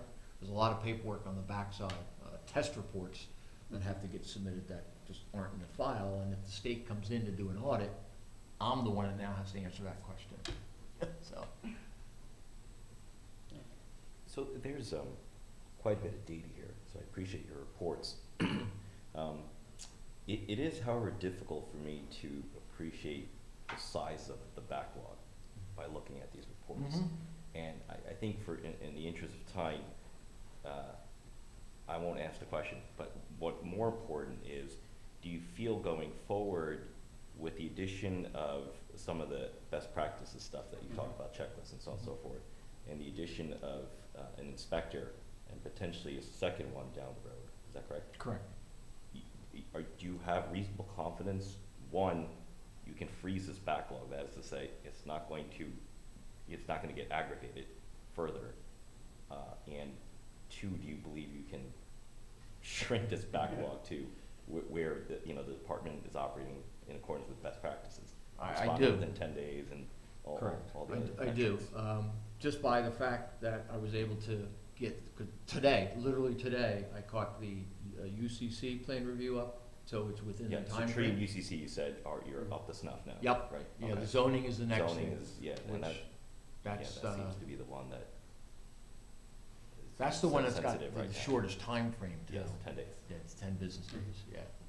Okay. So, and like I said, when I'm having difficulty with that, and Mayor Ewald is spot on with, you know, if I don't get to it till the 10th day, and then it's looked at and it's found to be incomplete, you know, that's an issue. Yes. And I recognize that issue, and I'm working on that issue with the staff, because they're not familiar with zoning, so I'm trying to get them up to speed with that. A checklist is gonna help that. Yes. And that's why I mentioned the three different things, and I actually quizzed them on that today. The three different items that kicks in the need for lot grading, that prohibits me from issuing a zoning permit. So being able to identify those up front with the folks and explain to them, and listen, we can take the zoning application, but no, it's gonna get deemed incomplete because you now need this. That's where the flow chart will help. So it seemed that you had mentioned that, well, just going on this backlog issue, you mentioned about doing previous zoning inspections for previous sheds, let's say, that were too close to the lot line, and things that maybe weren't closed out. I've heard from residents that they've had notes or calls about bathrooms maybe 10 years ago that weren't closed, or a shed they've lost in a storm previously, that are being inspected now, and, you know, they date back more than 10 years. How did you determine to prioritize that sort of stuff that's historical over, you know, if you had a backlog in front of you? So we don't go out just to go out on something that's awry, or something that's not scheduled. So if there's a complaint that's issued for, as an example, for one property, the research with that complaint is to see if there's any open permits. That's part of the process. So then we'll go out on that. Now, if I'm in an area of doing an inspection and I have an open permit for that property or the property next door, then I will stop there and explain to the folks that, hey, this is, you have an open permit that hasn't been closed out. Can we close this out? Or if we can't, here's my phone number, here's the office phone number. These are the inspections that you need. Please call us to schedule that. Zoning, we don't go out on the zoning, the old zoning stuff. We'll go out on the ones that need to be closed out as a result of some other activity that's going on. So a lot of times the old ones, it's where they're doing work on the property, and then we find that there's an open permit, whether it's zoning or construction. And then while we're there, we're doing that inspection at the same time. So I'm not quite sure what people are you indicating people are saying we're just showing up without cause? No, they're saying Okay. that they maybe they did have an open permit for a shed or a bathroom, but that those things were historical, and then maybe they even lost the shed 10 years ago in Superstorm Sandy. And so it just seems to me that, I mean, if this was a business and I was trying to burn off a backlog of current work, I probably wouldn't pursue the stuff in the closet. You know, I would have prioritized what's in front of me, but I was just asking how you came up with that. You also seem to say that decks and fences, decks and generators, you couldn't take the zoning application without stormwater calculations? No. It's I can't take a construction permit for those without the zoning application having been approved. Part of the zoning process is to review the lot coverage and with the zoning ordinance calculations, depending on which zone it's in and depending on the size of the lot. So there's a lot of background research that goes into it because of some of the surveys that are being, or not some, but most of the surveys that are being provided don't have the lot area on it, so we have to look up the lot area, do the calculation, then make a determination as to whether what's going on with the property if they're trying to add this piece. And I've actually found a couple homes that weren't compliant for whatever reason with their lot coverage. They're already exceeding their lot coverage, and it prohibited them from putting on a generator without going to the board. Simple as a generator putting on brought up an issue where The generator triggers that? yeah, because it's adding impervious coverage to the Oh, lot. a concrete pad. The 8x10 concrete pad. Not even. Yeah, 6x6, right? Yeah, Small. no, it's, yeah. So, But these, what I see tend to happen is here, is folks are building to the maximum coverage that they can. So when they rebuild or do stuff, or put in a pool, or, you know, they're doing the elaborate patio, or the outdoor barbecue with that, it signed off on one today, that's got the pool, the patio, the barbecue, the outdoor kitchen thing, an outdoor fireplace. Probably a third of their back of their yard is now taken up with all this work. So they're maximizing their coverage, so when they want to do the next little thing, it ends up either throwing them over, or it's really close. so, you're saying that decks are included in our lot coverage calculation? Decks are not. The actual surface of the deck isn't. The stairs are. A patio is. So some of the stuff that I've had go on is had a patio underneath, and they put up a raised deck. So it's not increasing the impervious coverage, but I got to validate. Part of the zoning requirements for the land use law is you look at the property to see what's going on with the entire property for work that requires a zoning application. Because if it does have to go to the board for any reason, the board, if they have to grant a variance, is granting a variance for whatever's going on the property. So if there's something that's not compliant, even if it's not being touched by the scope of work that the applicant wants to do, it needs to be brought to the board's attention so they can have it addressed or making a decision based on everything. And are you doing this with sheds as well, Mm-hmm. for Yeah, lot it's- coverage? Yeah, have to, it's impervious coverage.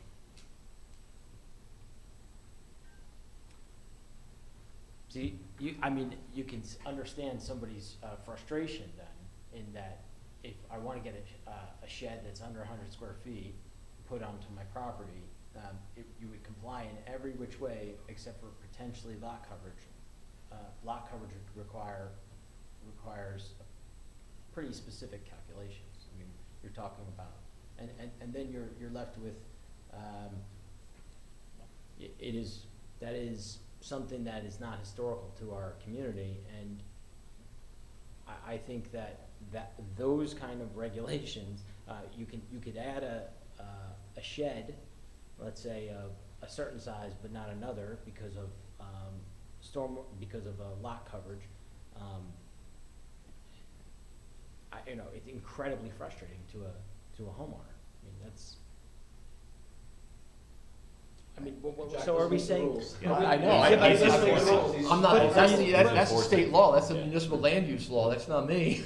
No, are I you, understand are the you frustration, saying, no, but- but are you saying then that, if you have an AC replaced, that, and the condenser size goes up, then the pad gets larger, that you would have to do a lot coverage calculation? The owners don't do the lot coverage. I don't know if, probably didn't make that clear, but I do the lot coverage calculations based on the information that I have and the Google Maps and the Morris County GIS. So I have that information available to me, and then I do the calculation, and I figure out the coverage based on the satellite photos and the mapping that we have access to. So I'm not, the owners aren't doing that, and part of the problem is that they don't know the process. They're not hiring somebody to actually guide them that's familiar with the process, and then they're finding out that this is an arduous process. And again, that's the way the law is written. I don't have a choice in that. And historically, Greg was issuing, Mr. Impink was issuing zoning permits for sheds. What he was doing with figuring out lot coverage, I don't know, but shed permits were being issued in the past. It's not something new. Oh, I know, they were being issued, yeah, sure, but I mean, you just said that, you're using, the homeowners are not doing it, so you're using aerial photos to determine whether something is impervious or not? No, I'm using the aerial photographs of the Google mapping system to actually get the square footage of the lot, coverage, the house, patio, anything that's impervious. So like at Cornerstone, right, they have all their sidewalks are considered, impervious coverage. Impervious, Whatever correct. that means. No, they're impervious coverage. That went through the planning board. So how would you make a determination from Google Maps whether coverage on their property was pervious or impervious? Why would a sidewalk be impervious or pervious? That's a great question. That could go to Mr. Choi. He's at the planning There, board. They there approved is that. a de minimis square footage on Cornerstone, where impervious materials are laid for the concrete, Okay, so that is specific to that development. that development. Okay, so that But I really would, doesn't apply to I that. would surmise that would be a situation where. They you have, would a they have a certain they have a calculation, resolution. And they would respond, correct. Yeah, So it so- is in compliance with their approved plans. So that's, That's a situation where the applicant can certainly, has the opportunity to then say, well, we refute that, and here's the sort of that's correct. factual and And evidence. part of the zoning That would be application it. that we redid was checking off certain things on there, certifying, like, is there a previous, it's one of the requirements in the municipal land use law, is there a previous resolution on file regarding this lot? And they have to submit that. So there's a check off on the application that if they have a resolution on file, they need to submit that so that I can review, such as an example of that, I would be Why able would to it matter review if you that. had a resolution on file if you simply have, pervious, concrete or some sort of a pervious, why would that matter? I'm sorry, what's the question? Why would it matter? Why would you need a resolution on file if you were using some type of a porous material, that, I mean, for instance, You don't gravel have to, pad. he's No. saying if it Yeah, exists. if it exists. So in other words, if you Yeah, wanted so to you wouldn't need dispute- to, so what prevents I'm a not resident? following your question. Yeah, so what prevents a resident from simply saying to you, well, my interlocking pavers here are spaced at a certain distance of a quarter of an inch, and therefore those are pervious, not We have, impervious? in the zoning Or- ordinance, there's a definition of impervious versus pervious, and that's what I go by.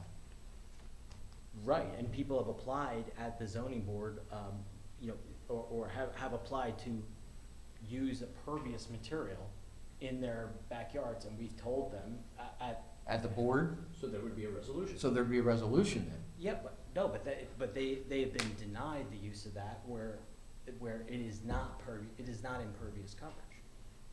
It's not impervious. So it's For instance, like a impervious. deck, I'm like a deck. confused. But a deck is Well, I think- excluded in the ordinance. Mr. Daniels Exactly, said so that what I'm does saying to not you is, trigger it. what I'm saying, it seems to me that there is and perhaps I'm wrong, it seems to me that I've been told that applicants don't have to fill out any paperwork, but there's a background calculation being done on the impervious coverage on their lot. There is, and it's a requirement when they submit for creating more coverage on their lot. Right, so what I'm trying to get to is, that calculation was being done with aerial photos. Correct. Right. So then where I'm trying to get to then is, how is that done? That's what I'm trying to understand, and that's why I've asked a series of questions about that. And how do you make determinations about one material over another from an aerial photo? That's what I'm trying, I simply map out what's on the ground based on the information that I have in front of me. The previous zoning application actually had the owners required to fill out the information, or whoever was submitting, the applicant, fill out the information. They weren't doing that. They weren't doing it right. It was actually a worst case scenario because they weren't giving us the information that we needed. So through discussions with other folks and with Mr. Shahadi, we determined that we're gonna do it on our end so that it helps to move the process along a little faster. Yeah, we think it's a process improvement, because if somebody says, the community says, hey, I'm only covering 100 square feet, he still has to validate it. So why am I gonna have somebody, one, try and provide information that they may not have or have accurately, and that has to be validated anyways and calculated again by the construction official. So certainly construction, if there's a zoning officer, can come up with that calculation. If someone wants to dispute it, because they disagree with it, they certainly can do that. However, and that's we're, happened. we're eliminating a burden on them and a lynch point where potentially could delay the process because now they get kicked back because they either didn't put that information on there, they didn't understand what information is needed, or they put the wrong information. Yeah, just for a minute, I'd like to separate feedback coming from an application, well, feedback coming from an applicant who's not happy with the outcome versus your process, irrespective of the outcome, right? So I guess the question I'd like to pose to you, Ms. Daniels, is the manner in which you determine lot coverage, right?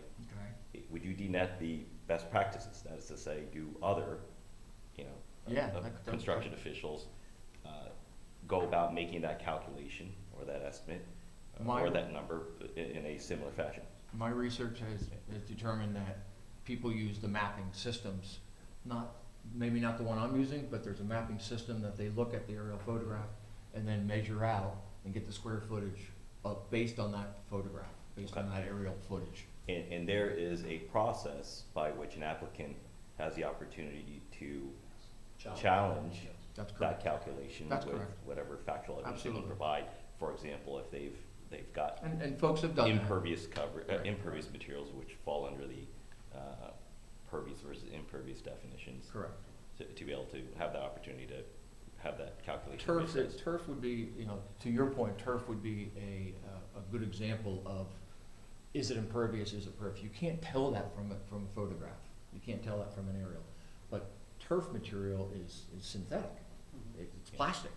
And unless it is installed as per the manufacturer to make it pervious, it's gonna be deemed impervious. So they would have to submit, in that example, they would have to submit to us the installation documentation and validate that the surface of the soil underneath is as per the manufacturer, that it's installed properly, or they're planning to install it properly if it's, to do actually put it in. That's an example of, you wouldn't be able to tell from the photograph, the aerial, it looks like grass. So we wouldn't use that as a count, but in fact it may be, so. So might there be situations where, despite having the imagery available and being able to come up with calculation, there may be, based on your visual inspection, lack of clarity as to whether or not something's pervious, impervious, and would you perhaps go to the site I would. to visually inspect? Correct, before making and I've okay. done that. I've also looked at the street photos that are available to get a kind of a familiarity with what the site looks like. I do a lot of research, and that's part of the reason why things are taking long, is because of the research that is going into making sure that the applications are the permits are being issued properly and rightfully.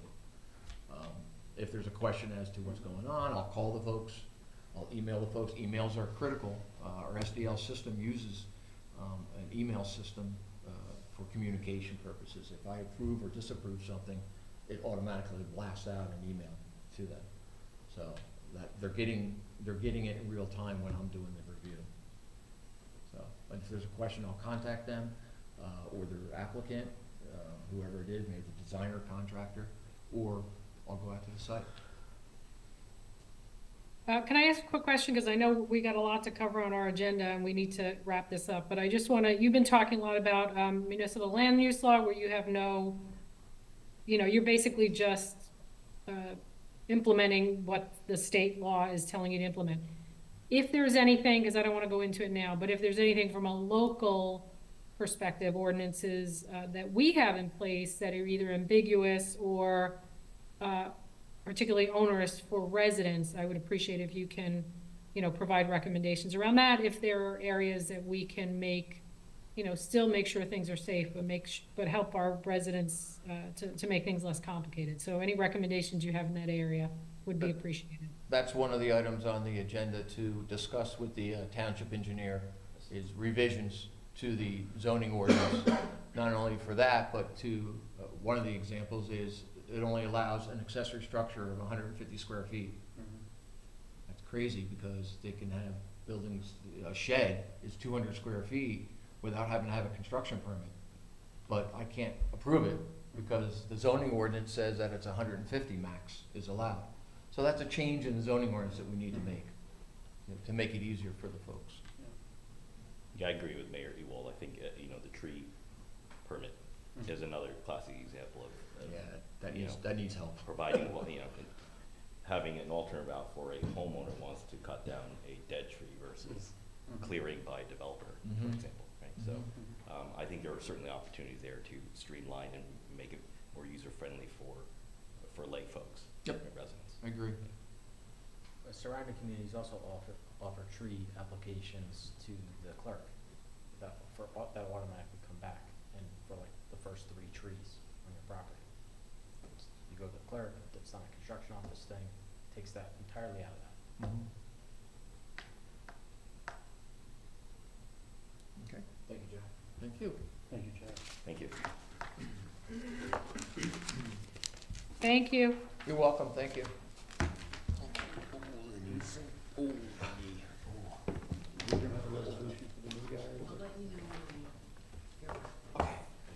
Yeah. Okay. Mr. Shahadi, Do you wanna take a bio break or with keep going? clarity and speed, Yeah. on to the remaining items here. Do you need a break? Do you wanna do a break or keep going? Show of hands for a 5-minute recess, if anyone, or shall we just continue? Go to- All right, let's continue. You're gonna need it in an hour. All right, Deputy Mayor. So, from the top, under administration, there's a resolution that's envisioned, for the next meeting, 2 resolutions. One's for the authorization of an execution of an easement that's required by the county. It's a historical easement, it's essentially a conservation easement for the Red Brick Schoolhouse. And the other one is a resolution of support for a grant, for the fire department. We already won that grant. We applied for that grant. I'm proud to announce that it was a $15,000 grant through the state for Chatham Township Fire Department. But they are now asking us for a resolution, whereas before it didn't come up.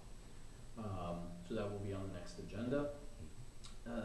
Discussion action, just wanna touch on, there was an email in there, just wanted to touch on this now. We don't need to get into the details on it. We can punt this for another meeting, but I think we need to have an ordinance in our code that touches on rules and policies for all of our parks and fields, because we don't have that currently. We only have one that touches the skate park, which is non-existent, and the tennis courts, but nothing else. I've gotten requests from people to use metal detectors and dig up some of our fields to, can people drink in the parks? And there's some things that are in certain parts of our ordinances, but there isn't a conclusive, one comprehensive list on what is allowed in our parks and fields. I've included examples from other municipalities that would be followed to those sort of extent. Nothing too crazy, but if there's any feedback on things that you would like to include or exclude from what those are, please let me know. And I will try and have something drafted with our attorney, a draft ordinance for the next workshop meeting, before we actually consider it for the vote. But please give me your feedback on that if you do have any. The biggest issue with parks and fields, first of all, there was an email that you had sent to the rec committee, and I had responded to that, and I had no reply. Did you receive that email? I did receive that email, yeah. Yeah. That wasn't So why wasn't it included in this packet, and why wasn't there a reply or a meeting in that? Do you want me to pull up that email? Sure. Deputy Mayor, as chair of the committee, do you want me to get into this? We tend to have a lot of unproductive tangents, but I'm happy to address that one. And the purpose of this would be, I don't know what the purpose of going into this is, but sure. Well, because the most important park rules and policies would be regarding turning those assets, to their greatest use. And our parks and fields have great use, and we have no, that I'm aware of, we have no official rental rules and policies, right? And other communities do have those. And I did indicate that I would be doing that. However, I am dealing with this issue first and foremost because this is the most pressing issue. Your email to me did not include any questions. I asked you for feedback on one thing, and just like everything else, I mentioned one thing, you go off on something else. So therefore, I come to the township committee because I did not get clear instruction or answer to you with feedback on the rules and policies that I suggested. Okay, so So that's why you didn't get a response and you didn't ask a question. parks. So I go back to, again, what's on the agenda here. Right, and what was so included I in read the item packet on here, was park and feedback on fields, rules rules policies. and policies. The policies that I prioritize are ones that benefit the township the most. In my estimation, that's asset maximization. And I would like to use, see, we say, pay attention. There's nothing precluding the people from using all those fields though right now. I know you like to have a back and forth argument where you run I on don't. top of me. Well, you do it So, Mr. consistently. Chair, can we go back to the topic So, at hand, Parks please? and fields, rules and policies, to me, I would like to have a policy for our parks and fields that, first of all, makes them all 100% available, during certain hours, and number two, that includes asset maximization. So we should have policies and rules regarding the rental and use of those facilities. I'm sure everyone here has seen a small group or a trainer or something using our fields for that purpose. And other communities say, okay, go ahead and do that, including the county. They say, go ahead and use our field when it's not being used otherwise, or it's not otherwise allocated. Please go ahead and do that, but here's the policies and rules we have. So when you ask me about what are the most important policies and rules for our fields and parks, certainly like, hey, don't damage the park. I'm sure that might be covered in some other things, some other way, and maybe we could make a blanket statement about that. I'm not against it. But if I was gonna pay attention, and to pay attention, we say it that way because it's costly. If we're gonna go through the costly endeavor of focusing on something, I wanna focus on something that has maximization for our residents and for the taxpayers. And so I would like to focus on rules and policies that maximize those assets. And so that's why I'm talking about a reservation system or some sort of rental system. If we're gonna pay attention to this, that's the part of it I like to pay attention to the most. Okay, Thank you, we Mr. Laws. have a policy that allows for that because people are doing it. What you're suggesting is generating more revenue, is what you're saying, call it what it is. You wanna generate more revenue, and that's fine if that's what you wanna do. And put it to its highest and best use. I'm not sure. Okay, Yeah, can I think at just this point, suggest, yeah, so that is part and parcel to the overall discussion for the Sure. policies and rules, right? Absolutely. And so, and at this time, I don't think I don't think what's on the docket is to go into details of what is or isn't going to be part of it. That, I think, would be a discussion that certainly falls under purview of the rec committee, subcommittee, so that's something that you and I can sort of sit down with Mr. But I mean, Shadi what he and says, go through. I'd like to see a reservation system. That's not an ordinance. Understood. So, what I'm getting at is in terms of legislation, which is what you guys Yes. do, is legislate, right? Yes. Is bring forward to you something to legislate. A reservation system is not, right? So I didn't get any feedback on that, nor a request for, information. Certainly, if there's a way to codify or something that you'd like to see by way of legislation for a reservation system, what that would be is fees, right? We don't have, and I mentioned that in my email, is we don't have a fee system for all of those properties. And that's certainly something that could get in place, but I think before we start taking money from people, we should probably maintain the properties that we Yes. have first. And I think as a rule, many towns don't do that, so, yeah. And there are reasons for that, but Because we haven't turned anybody away from using our fields, really, So at the end of the day, we're not serving the public this way. I think certainly important that we get some specificity in terms of rules and policies in our ordinances. I would certainly welcome the idea of looking at monetizing potentially. There is some history on that amongst a number of towns, but certain, I think it merits exploration certainly, and that'll be done in subcommittee time. But if there can be any feedback on rules and policies. I In the meantime, certainly yes, would forward to appreciate you. it. Yes, please. Great. Clerk has two ordinances and, two resolutions concerning liquor licenses. Any questions for him on that? Okay, any questions for him on the report? All right, construction we've talked on. No, There is a I- question. Question on the liquor licenses.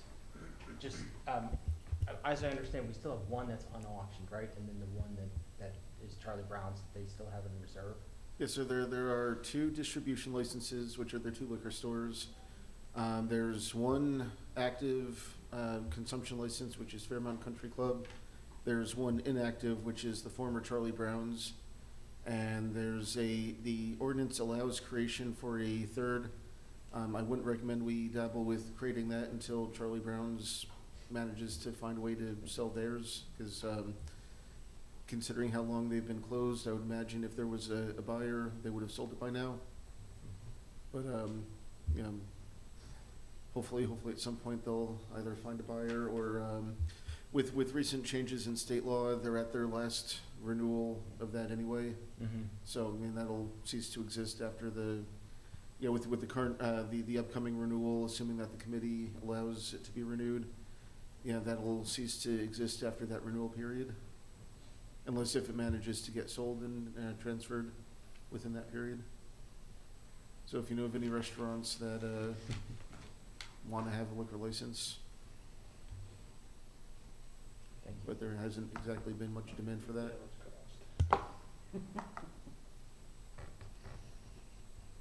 Thank you, Mr. Conti. Uh, Proceed. Engineering is next. We have 3 resolutions slated for consideration at the next meeting. The first one is our annual municipal aid grant application. That one is a road, or possibly 2 roads if the numbers and the math works out. But the information has been provided in the agenda packet. That's the 2025 municipal aid grant application. The resolution for award of road resurfacing contract. We are expecting that at that meeting, because we will have adopted the capital ordinance, not the bond ordinance, the capital ordinance, which allocates money for roads. We will be able to certify those funds and make an award to the vendor on the county co-op for the paving of the roads that were listed in John's memo. And then finally, a change order for Colony Tennis. That is a minor change order, but that is defects, imperfections, issues that we uncovered on inspection of the project in the spring based on things that happened over the winter unrelated to the contractor. It was just the conditions of the court over the winter had deteriorated further than from when the contractor had first started. So we asked the contractor to go out and just fix them while they were out there on site. So that's the 3 resolutions. Any questions on those? Okay, and then there was included in your packet a report, in addition to John's report, a packet on the Water Pollution Control Center, Water Pollution Control Treatment Plan.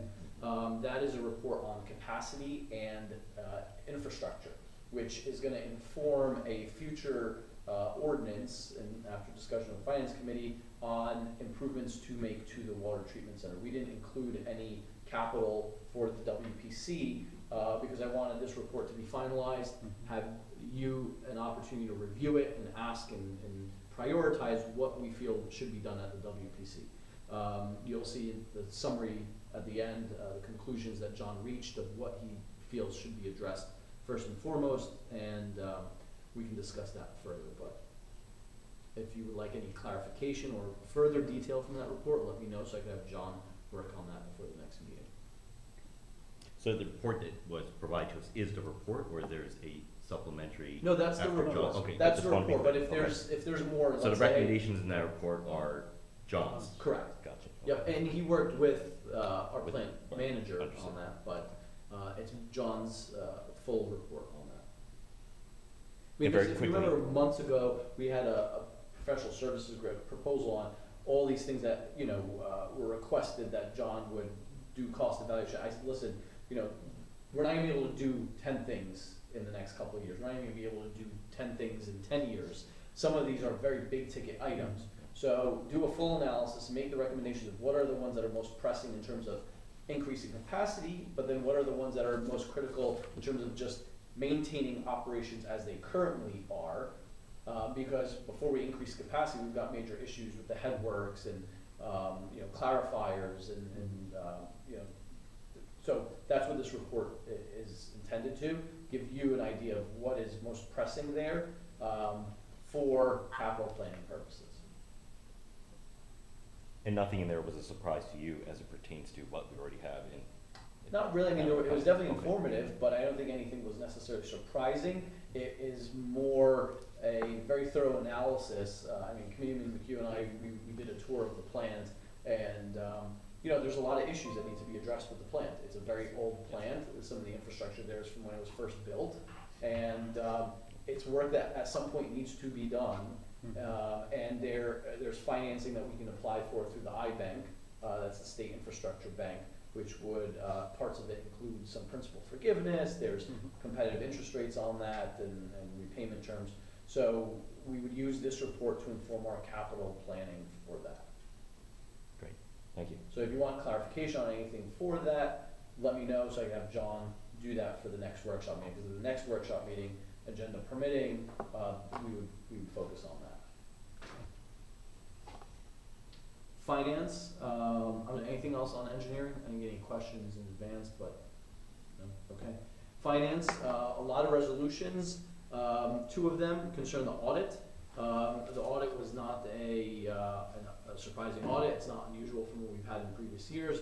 The biggest thing in there is the segregation of duties, but that is an issue of staffing, and so there's a sort of the same resolution concerning a corrective action plan, and then we've got a number of resolutions which are chapter 159s. Those are what's known as budget amendments. So anything that comes in after the budget in terms of revenue for grants. So you get revenue, but you also have to book it as an appropriation. So we got the local recreation improvement grant. I'm proud to say we had requested more than 67,000. I think we requested 84,000. We got 67,000. So that's for Mountain View.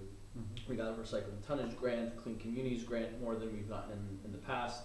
The fire department grant that I mentioned, we do have 2 donations from the JCs, donations from the JCs, one for the environmental commission, another one for the open space committee for the corn crib, and then we got another environmental commission grant through ANJEC for $1,500. So all of these would be chapter 159 resolutions to insert them into the budget. Any questions there?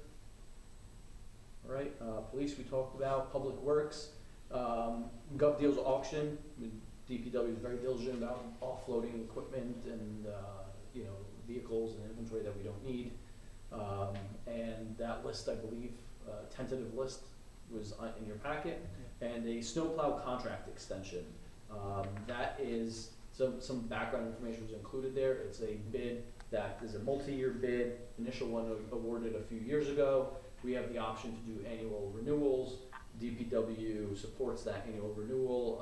I believe this is the second to last year that we have this option, and DPW would like to execute this. And this is to back up in case there's, you know, snow events that are above and beyond what they can do in a timely fashion, helps them. So it has that on deck. So I'd like to get that done before the winter season. Any questions there so far? Okay, tax collector, typical estimated tax bill resolution, authorizing that. And that's not because of us, we adopted our budget on time, we did what we need to do, but because the tax bills require calculations and certifications by both, let's say, the schools, the library, the county, all of those need to be finalized in order to send out a final bill. So until that's done, it's authorized the collector to send out an estimated tax bill. And that's it. Great, thank you, Mr. Shalati. At this time, I'd like to open up to hearing of citizens. Mr. Conti? Yes, we do have one. Somebody's not even there. Mr. Carr? Good evening. This is Stuart Carr from 3 Crestwood Drive in Chatham Township, New Jersey. Nothing on Oprah tonight, although that will be coming up in the next couple of meetings sometime when I can get to it. So I appreciate your consideration on that in the next couple of meetings sometime. Quick question on the back and forth between Mr. Shahadi and Mr. Lois, and probably a little bit of Mr. Choi in there on the highest and best use of fields, et cetera. Offshoot to that, where are we with our friends at Oak Knoll in making sure that we're getting the highest and best use of our contractual provisions in there to actually make use of those fields? Again, I don't know if that's a Shahadi question, Lois question, Troy question, combination, but I know we've gone back and forth over the years And I really think we have not, exploited that or really have not made use of that. And in terms of, again, allocating our resources and having, too much use in certain fields, et cetera, being able to use that and taking advantage of that, I think should be something on the list. So I'd like to know whether we've been doing that, whether teams have been asking about it. If not, have we been offering to get that in order that we can really, again, get some use out of those fields, which I think is something that the township, can and should be doing. Sure, I can add. Thank you. So I know the deputy mayor did do quite a bit of legwork on that and took the initiative to put me in touch with them, and we have had the soccer club using that. So I mean, that's just a nutshell. If there's any more specifics that you'd like to know about, certainly can provide that. But is that, deputy mayor, would you say that's accurate? That's it, right? Yeah. So I have been in contact with the head folks over at the soccer program. They have informed me that utilization of that field has been quite good for the program. The schools held up at their end of the bargain. I do believe that when I last spoke with one of the soccer heads, they had already reached out to the school to renew the agreement for continued use of that particular field. He did not expect any issues or complications with continuing that relationship. So I can certainly get definitive word post this meeting, but I did have reasonable high confidence that that relationship was going to continue. I think it was a positive one, and I think the school embraced it, so that was good news. And that is a fee per use situation, right? So, and so that is a great example of highest and best use, and it is also one that both parties put value on. So it's a fair exchange. And Mr. Carr has been pursuing this for many years, and I've heard many clubs talking about this and parents talking about this, and it is the fee that, obviously they'd rather use a field that's available to them if possible, that didn't have a fee, although those are beautiful facilities. So, I would certainly support, because of the enormous cost of even building fields, I would certainly support using money from our Recreation Trust Fund, which is funded by registrations, maybe even to support the clubs in their use of Oak Knoll, just so that that becomes something that's consistent and habitual. Yeah, just to clarify, the fees associated with that, I think, are not for necessarily revenue generating purpose for the schools to defray costs in accordance with, I think, their liability. So a good chunk of the fee has to do with a requirement to have a security officer there for their insurance purposes. It's not necessarily as an additive revenue source for them. In fact, I think it's more of a favor that the school offers up to the school than to the township than anything else. Correct. But again, it's to defray those costs, not. Yeah, it's itemized. The bulk of it is security fees. They have to hire Correct. somebody for security. That's the bulk of the cost. But nevertheless, I think it merits exploration on whether or not that could be something to implement here in the township for township fields. Yes.